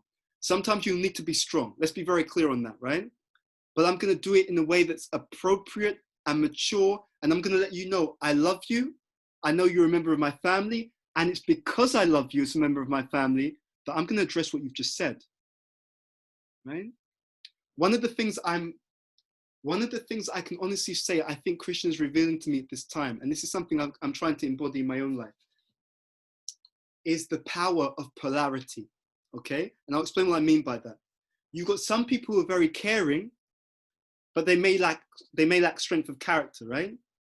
If you're just nice, oh, I'm just nice, I'm harmless, I'm caring, then when people are being mistreated, you won't have the strength to say, no, that's wrong, okay? Because you're so used to just being the nice person who, whatever people say is nice and, we don't upset anyone. Then you go the other side, the person who's just very strong and domineering, right? Wherever they come, they just want to push whatever I think is my view, I'm going to dominate. But you don't have the other side, then you're just bossy and overbearing, and then just people can't be around you, right? Now look at this, right? If we look at it again through the modes, overly passive, mode of what? Passive. The mode of ignorance, right? Overly passive, mode of ignorance. Overly pushy and domineering, the mode of passion. So what we see, and this is what we need in the world, the mode of goodness is where you bring these two things together. Look at this, right? If I'm strong enough to protect others, and I'm compassionate enough to love and care for others, then what happens when you mix these two ingredients together? When you have someone who's strong and caring, that's called protection. That's called protective. You see? And when people feel protected, then they can be at their best. Right? Do you see how it works? Right? So we need to start to blend these ingredients together. And then in any situation, we need to know how much to express strength in that situation, although the care is always there as well, and how much to express care in that situation, although the strength is always there as well. It's not one or the other, right? The mode of goodness is where you have both things harmonized, and you know how much to express each ingredient according to time, place, and circumstance. Does that make sense? And that's what the world needs now. It needs the motherly energy, that nurturing sense. It needs the fatherly energy, that strong and that protective sense. It needs them all brought together, right? And because we haven't done that, that's why, whether it's environmental, social, whatever it is, that's why we're in the mess that we are in. Make sense? Okay, sorry, let me go on to the other questions. Or actually, Yash, do you want to just ask me? Actually, should I just read out the next question, or is it better to take it from you? Because I also have a tendency to go over, so apologies in advance for that. What's the best way to proceed? Yeah, so whatever you would like. I sent you 2 more questions that came up. Okay, yeah. Sorry. Yeah, so if you want to go for those, yeah, you can do that. Okay, sorry about that. So the next one, what can we do as devotees to start a conversation at our dinner tables at home? Whenever I bring this topic up, I only hear we're not this body, but the super soul. Okay, so this is again maturity, right? So the first thing is, if I've reached out and that person, for whatever reason, is not willing to engage, right? Follow me through, right? Because I'm going to make it something practical. They're not ready to engage and I've reached out. Give me in the chat window, what would be the mode of ignorance response? You tell me, I'm not going to tell you, right? I've tried to reach out to have that conversation at the dinner table, and the people I'm speaking to, for whatever reason, they're not ready to have that engage that conversation. What's the mode of ignorance response? Okay, lash out, shutting them out. Yep. Dismiss them completely. Yeah. Ignorance. Yeah. Be cowed away. Frustration. Okay. Darshan, give up. Okay. Let's take the other side, right? They're not ready to engage at this time. Give me the mode of passion response. What's the mode of passion response? Okay. Give silent treatment, berate them, lash out, fight, argue, get angry with them into fight, yell. Okay. Overly aggressive, keep trying to convert them. Okay. Keep forcing my view. Okay. Pause, right? See, this is it, right? I don't need to tell you, right? We all know this instinctively. Now, and this is where it gets a little bit more sensitive. Now you're going to tell me, what is that mature mode of goodness response? I tried to bring up the conversation at the dinner table with my family. Because I'm sick and tired of the mode of passion and ignorance. And you should be too, right? Because the mode of goodness is sustainable. So now what's the mode of goodness response? Okay. Let's see, be patient, speaking where they can understand, be humble, speaking as if all is knowledgeable, work hard and have a deep understanding, hold space to listen. Yeah, understand their perspective. Yes, so let's pause there. First of all, thank you. Do you see how easy it is if we really think about it? It's not that we don't have answers. It's that we don't bother. It's not that we can figure these things out, right? So next time you want to get into a conversation, just think about the approach, because the mode of ignorance leads to destruction. The mode of passion is nectar in the beginning and it's poison in the end. The mode of goodness, it starts with some difficulty, right? And like, for example, for years, so I'll make it very real. My parents, when I was getting married, so myself, my wife, we had a meeting with our family members, and they were like, if you get married in the temple, we will not come to your wedding, right? That was it, right? It was basically like an ambush. We went to visit some of the relatives. I don't know, 12, 15 relatives. We didn't know what they were gonna say. It's like, don't get married at the temple, like really against it, because they're Christian background, they had a different view. And we could have gone like, we could have lashed out. We could have been like, no, I've got to write this and that. We didn't do that, right? Mode of goodness is also where you try to understand, because sometimes, let's be very real over here. This is what I was talking about. Sometimes the reason why they don't want to get into a conversation with us is because of something that we've done. Can anyone relate to that? Or is it just me? Be honest, right? I know for myself, the first time I went to Mayapur in India, I didn't tell my parents. I got on the plane. I told them when I got to India. They were not too happy. You understand what I'm trying to say? I was immature, but you get what I'm saying. So I'm in no illusion. I'm not like, oh, my parents, I know I have a role to play in that, okay? And if we're honest, we oftentimes we have a role to play because of some immaturities in our past, in the ways that we dealt with things. That's why some conversations are not happening, right? This is what I was talking about. So the first question I would ask myself if that's happening, what do I need to do, right? What's behind it? Maybe I'm approaching it in a way that's not the right way for them. Or maybe I'm approaching it at a time. So let's be very honest. So in our community in London, I've been on numerous Zoom calls where we're singing bhajans, doing kirtan and doing prayers for people who had passed away. They've died, right? Their family is in mourning and they're so aggrieved. And why are they so aggrieved? Because they couldn't even come to the funeral, right? Because of the whole social distancing, they would have liked to have gone to the funeral. Their relative passed away and they had to watch it on the screen. Can you imagine? Your relative passed away, you couldn't even come to the funeral. You had to stay home and watch on the screen, right? And if I want to bring up a topic and they're not ready to hear it, oh, they're bad. No, they're grieving. They're grieving. Her dad passed away. She's in pain, right? As much as I want to talk about the conversation, it's not all about me, right? Did I try to understand what's happening in her life? Or is it that I'm another selfish person who everyone else should work around my schedule, work around my interests, work around my priorities, and do things when I feel like doing it? Right? Because if I'm like that towards other people, that's what's going to happen to me. Yeah? So I would start by looking at myself and trying to understand, right? So, so Dad, I've noticed that when I brought this up, you've responded in this way, right? Now, for me, and this is another thing we can do, I learned this also from my spiritual master. He talked about this. He said that when someone responds the way that you don't think is appropriate, he said one of the best things you can do is you can go to that person and say, Prabhu, in this situation, I expected you to respond in this way, but instead you responded in this way. Can you please help me to understand why you responded the way that you did, right? It's not easy to do.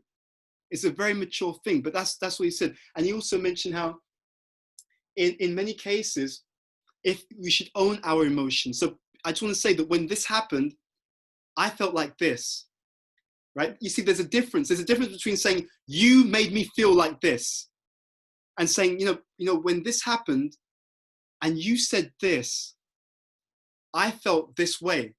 And I felt this way for this reason, right? Do you see how mature that is? Right? And I'm not saying it's easy. I'm not saying that I always manage to do it. I don't. But I want to be part of the solution, not part of the problem, right? I feel this is a golden opportunity to bring up some real healing.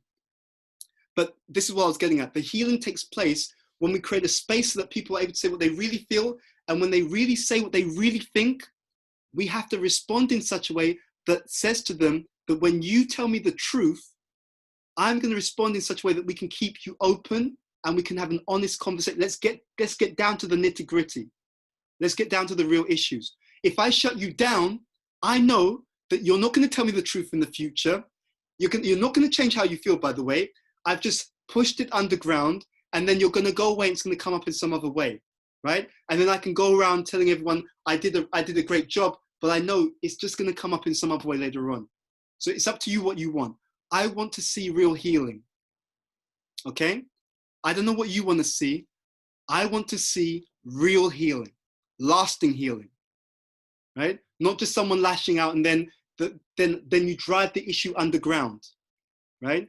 This situation, this is what happens when you neglect an issue. This is what happens when you drive an issue underground, and people are so foolish that they think that by hiding it away that somehow it's going to get better. It doesn't get better. When you drive an issue underground, it only gets worse. Does that make some sense? Yeah. So that's why I feel could be important. Let me go to see any other comments. Okay, let's see. I'm going to go back up because I think we've moved slightly. Be patient. Okay. I can't. Oh, okay. Gopika, acknowledge the truth and value the philosophical principle, but also offer enough perspective. That's fine. And the other thing is also, sometimes don't think that what you say doesn't have an impact. When you plant a seed, the tree doesn't immediately appear, okay? So sometimes when you address something with someone, even though they don't understand it at that time, later on, they will come to appreciate it if it's the right thing. I'll give you a very simple example. Before I became a devotee, I had a friend called Grace. We were at college together, and she was a Christian and she was vegetarian. And I was speaking with her one time, and she told me, she said, I really think the people who eat meat, it has an effect on them. It makes them more aggressive. And I just lashed out. I said, that's absolute rubbish. Okay. And I was eating meat at the time. I didn't understand what she was saying. Years later, I remember that conversation. I thought, yeah, she was actually completely correct. Right. So she told me at the time, and this is the magic of Krishna consciousness. I'll tell you honestly, if you tell someone something that Krishna wants them to know and they don't listen, what will actually happen is Krishna will send someone else to tell them the same thing, right? And if they don't listen, he'll send someone else to tell them the same thing in slightly different ways. And if they don't listen, after all, Krishna will say, dude, I sent 7 people to tell you. Dude, 7 people, and you still didn't listen, slap.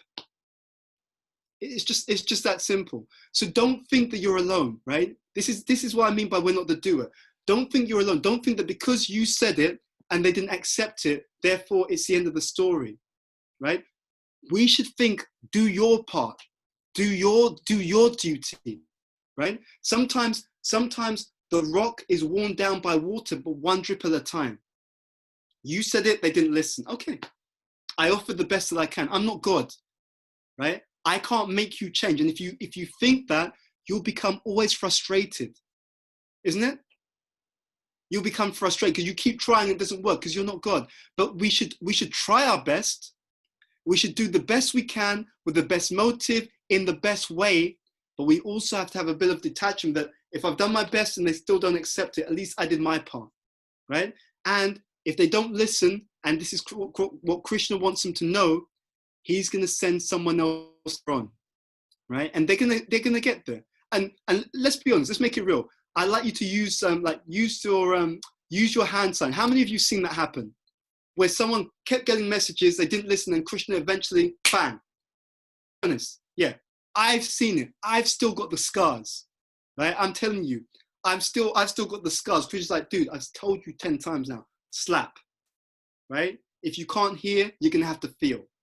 Okay, let's not harm ourselves by letting it get to that in the first place. That's how we work. You and I, we're like the postman. Our job is to deliver the message. If they don't get it, Krishna will deliver through someone else. If they don't get it, after a while, someone's going to knock at the door and make them understand. Don't worry. Just do your part and do it well, Make sense? Okay. I hate to see good-hearted people burn out because they've got this attachment that if I tell someone and they don't accept it, therefore I should give up. Do your best, but use your intelligence, and then you can make a difference. Let me see if there's any other questions. Okay. Yeah, and this, I just want to echo this point that's been made as well about, yes, self-care is part of the process of making a difference to the world. Okay. So we have to also take our time, lick our wounds, okay? And get the help that we need. Many of us are in a traumatized space where we're in pain, right? And you see, there's a difference between me lashing out and me telling a close friend, you know what? I'm really scared. You know what? I'm in pain. You know what? I feel hurt. I don't feel valued. You see? There's a big difference. And we should have those conversations as well. You know, if we're in pain, if we're upset, if we may have even had these, you know, dealt with people badly because of their background, and we recognize and we're ashamed of it, right? Or if we've seen that happen and we just kind of turned a blind eye because it wasn't happening to us, and we're embarrassed about it. We're ashamed. It's like, you know what? I've seen that happen. I saw that person said that to that person. And to be honest with you, I feel ashamed because I didn't say anything. I didn't do anything. I just let it happen, even though I could have said something, even though I could have made a difference, even though I could have gone to that person and said, I support you. I didn't appreciate the way that you were treated, right? And I'm ready to speak up on your behalf or with you, okay?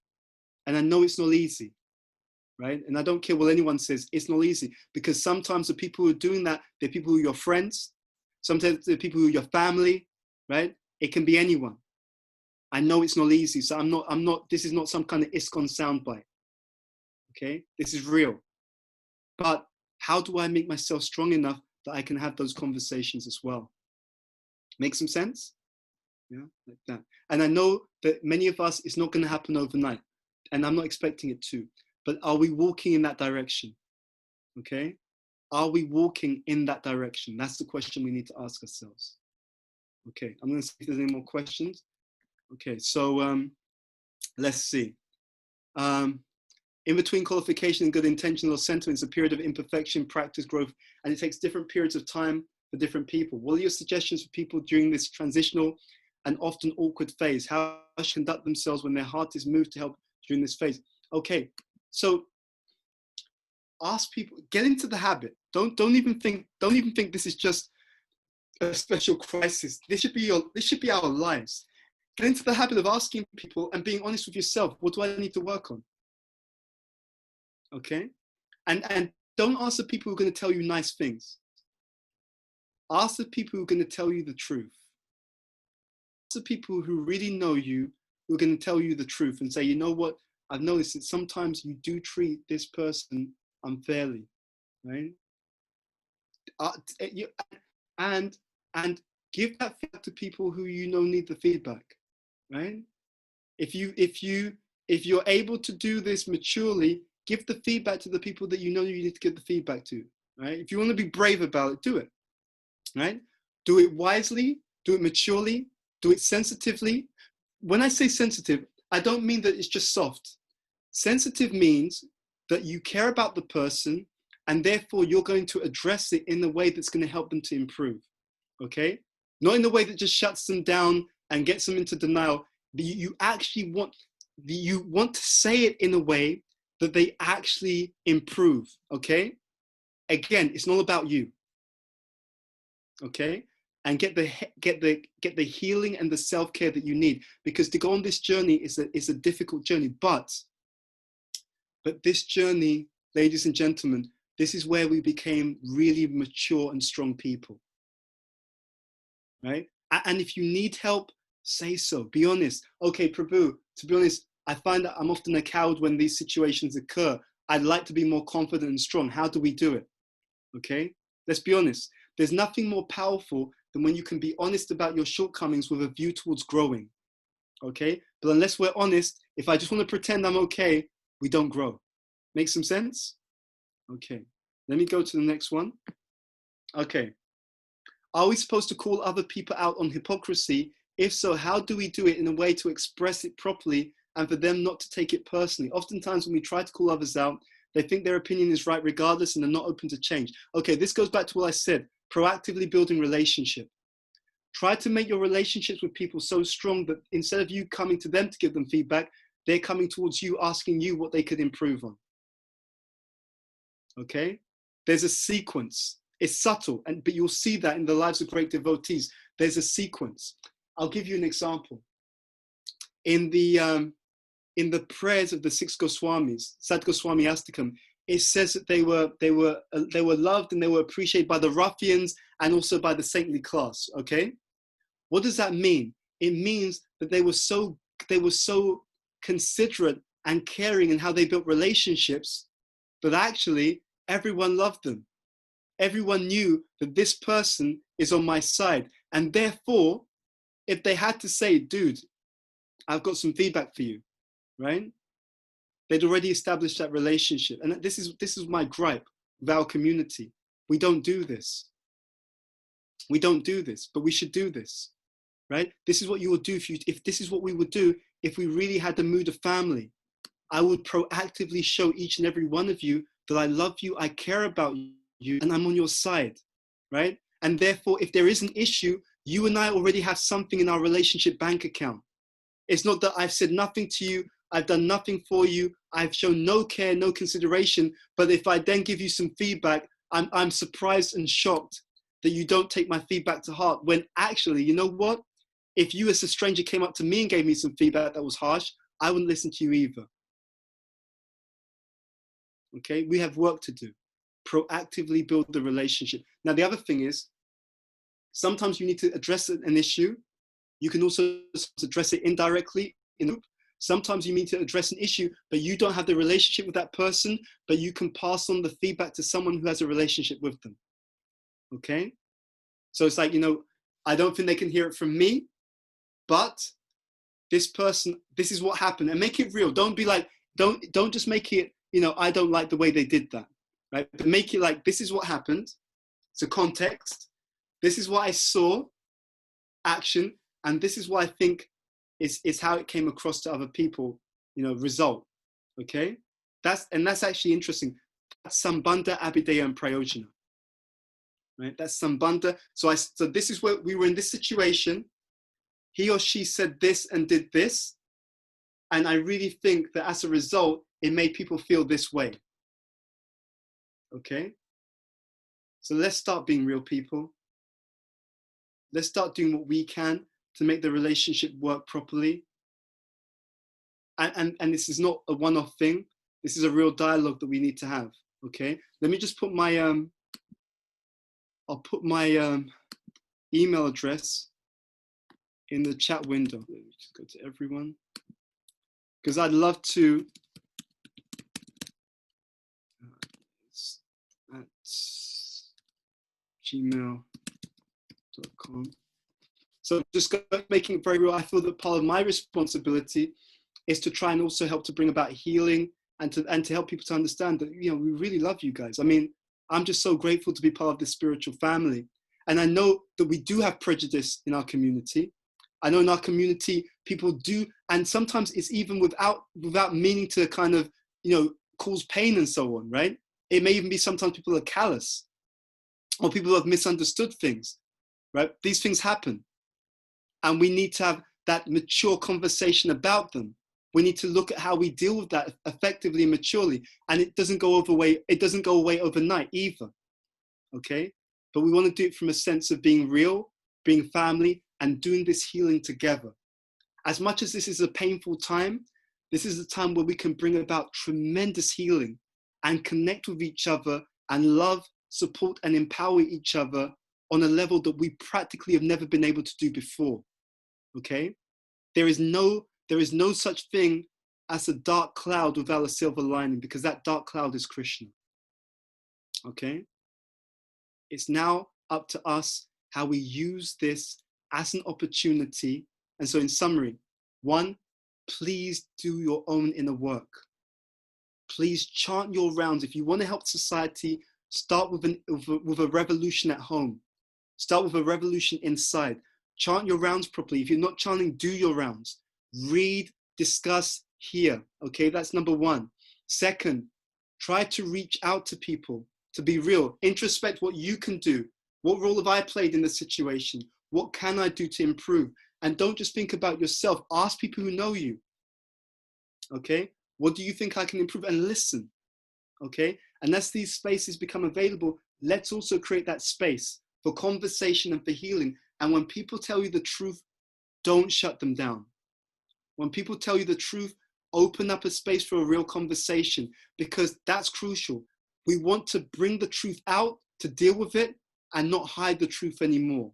Okay, but that will only come if we respond to the open and honest truth in a mature and sincere but real and honest way. So we're going to take it in the right direction, but we're going to say, you know what?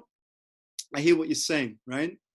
And I understand why you've acted this way, but this isn't good, right? And let me explain to you why it's not good and how this behavior makes these people feel and what it does to them. Okay? It's a journey that we're all on, and if we move forward on that journey together, I reckon then we can really bring about some powerful healing in a way that we've never done before. Okay? Okay. And I'm going to stop there, and I'm just going to give me 1 second, because there's one thing I need to do, is just let one other person know that I will be slightly late, because I'm going to carry on with you guys as long as you've got time, and then we'll actually finish. It's now 7:05 in the UK. How much additional time do you think we will need? Yash? I was actually just based off on your time, just like about 50 questions that came in. So I don't think we'll be able to get to all of them. So if you want to just give me a number for how many you would like, and then I can send you those accordingly. Well, I'm thinking, I'm going to take another 10 minutes on the call. I've put my email address in. I'm ready to have any dialogue with anyone by email or even by WhatsApp going forward. And then if people want, we could even do another session where it's just Q&A. We're just going through all the rest of the questions live and just kind of take the dialogue from there, because I feel sad that the way that modern society is shaped, people don't really have time for each other because everyone's so busy, right? And I think that that's part of the reason why we've got into this mess in the first place, because we don't really talk and really air the issue and continue the conversation and let the dialogue go on as it may. It's like, oh, we've got 2 hours and I've got something else on. But if it's a real family, I'm around you and you're around me, and that proximity, that brings about healing. Does that make some sense? Yeah. So I'm tired of doing things in the mode of passion and ignorance. I'm tired of like sound bites and then we go away and it hasn't been really, we haven't churned it properly. I think what may be better is if we do a follow-up where we can come on and it's just Q&A, and we're just dialoguing and we're saying what we really think and feel, and we're making it that a more meaningful exchange in that way. But that's my view. That's what I think would work. But I'm throwing that out to you to hear what you guys think. Yeah, I think that's perfect. We can do, like you were saying, like the 10 more minutes if you want to take a couple questions, and then we'll definitely schedule like a part 2 where we can go just a Q&A session that's like a follow-up to this one, and then we'll carry it in the same way.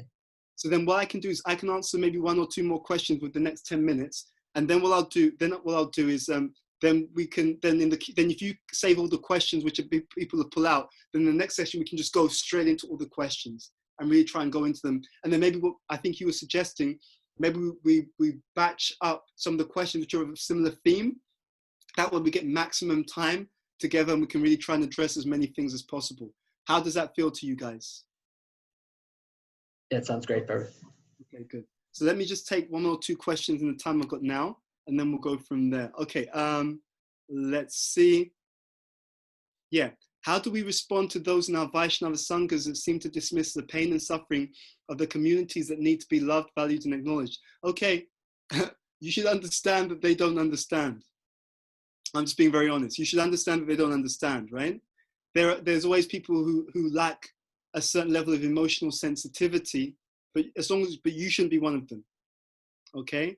So don't wait for other people to be the example. You do it, okay? That's the point. Because, I'll just say it. My spiritual master told me once, he said, someone may be senior in position, but not necessarily senior in consciousness. Okay? He said that to me. They may be senior in position, but not necessarily senior in consciousness. Now, there's two things, and I'm going to be very clear on this. That's not an excuse to disrespect seniors. Got it? If you do that, you become part of the problem. But it's also not the excuse to set the example when you need to set the example. Okay? Again, you can see the theme. Mode of ignorance, they're doing something wrong, so I just kind of cuss them, ignore them, shout at them. Right? Mode of passion, they're doing something wrong, so I use it as an excuse. Now they're useless completely, and they're not even a Vaishnava, and I don't have to listen to them. Mode of goodness, okay, they're good in some ways. I'm still glad that they're a devotee, but this part, mature, this part, I don't think is the right response. And instead of expecting them to do it, I'm going to model that response. I'm going to be the member of our community who does display the love, the compassion, the sensitivity, even if other members of my community are not, for whatever reason, displaying that in that particular way. Does that make some sense? Yeah, that's it. Okay. Maybe I'll take one or two others. Let's see.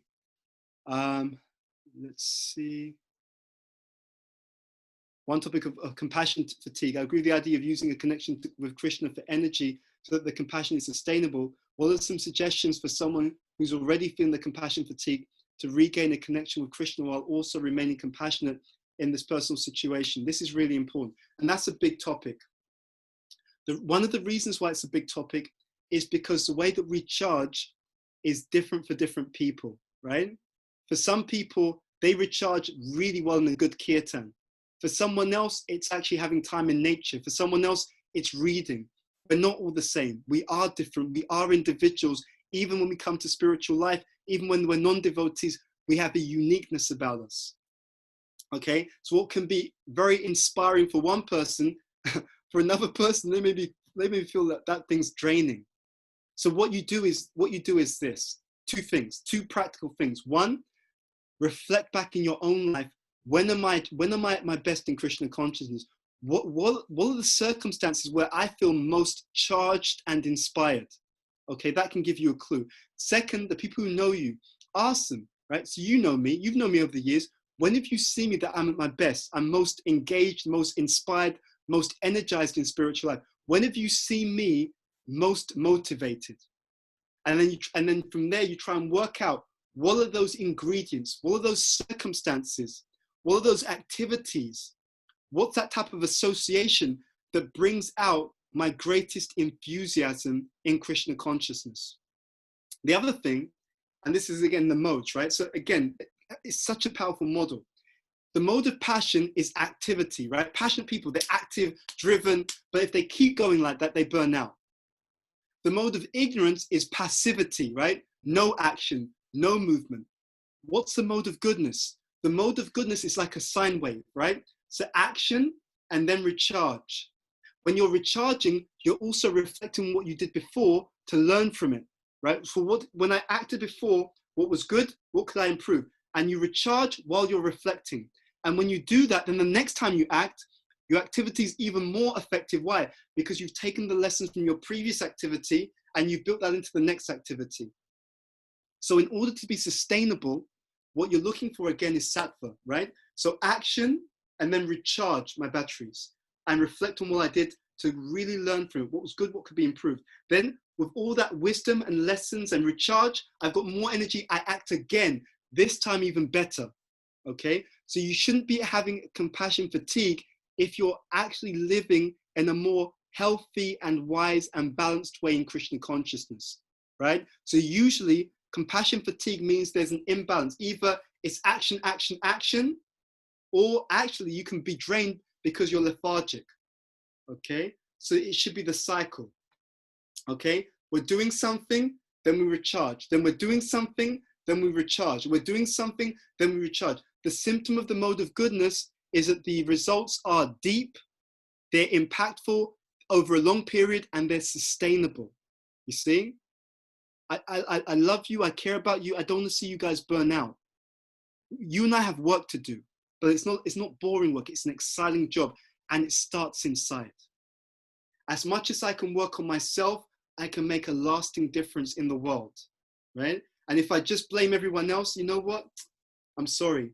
Unless you're a Paramahamsa, if you think that it's everyone else who's at fault and that you are fine, don't email me. Don't write to me, because it means you don't even understand who you are. You don't even understand your position.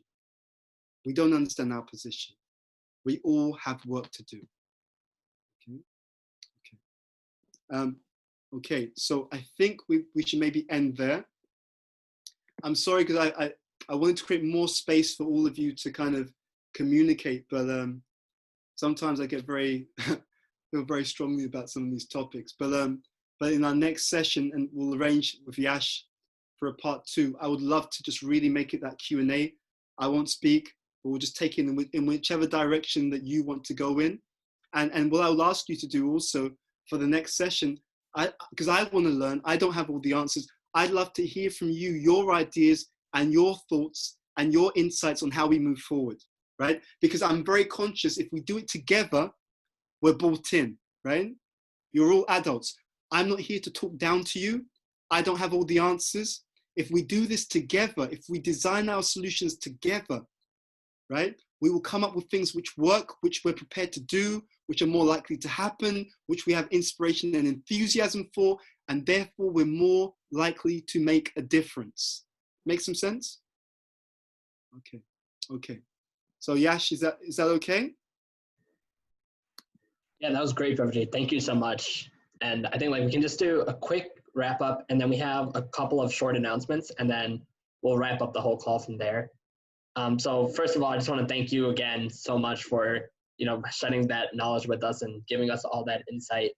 We'll definitely schedule a part 2, and then we can work that out with the details, and we'll do that question and answer type of follow-up so that we can just go through all those other questions that we haven't gotten through. Again, if any of you guys have written on the form with an email that you wanted answered for the questions, I'll make sure to compile a list with your emails and questions and send it over to Prabhu so that he can get through them through email, or we can even cover it on the next session. And we'll work out how that works as well. And I'll turn it over to Aditi. She has a couple of announcements, and then we'll wrap it up from there. Okay, well, I'm just going to share my screen real quick. So one of our big announcements that's coming up in July, actually Bhuta Bhavana Prabhu is a guest speaker there too. We're having an online TSI retreat on July 17th, 18th, and 19th. So it'll be 17th evening, 18th, and 19th. And on the 19th, we'll end a bit early just to make sure we're not cutting into anyone's time before they need to sleep for work or anything like that. There is a small payment if you want to get a booklet, t-shirt, and swag bag. This is basically just our way of trying to bring TSI home to you. And registration closes really soon, so make sure you register. It's open from 14 to 30, and we're just trying to engage people, and it'll be lectures, sanghas, and a little bit of breakout sessions. And then we'll have game nights and things like that as well. And our next speaker is Nityanand Prabhu on Tuesday, June 9th. He'll be kind of delving into a bit of what Bhuta Bhavana Prabhu said and giving us a survival guide to difficulty. And we have more information on our newsletter. If you would like that, you can follow all our social media. And recordings of this session will be uploaded to sanghainitiative.org/recordings or /chapters. Sweet. I think that is it. Thank you so much, Prabhu. This was really amazing. And we'll probably be posting about a part 2 soon. Okay, thank you. We'll continue the conversation that way. Thank you all for being part of the conversation. And let's do this. Let's make this happen. Let's make it move forward in a very deep and lasting way. No more superficial stuff. Let's take it forward properly. Thank you. Okay. Hare Krishna. Thank you everyone for joining. Very well.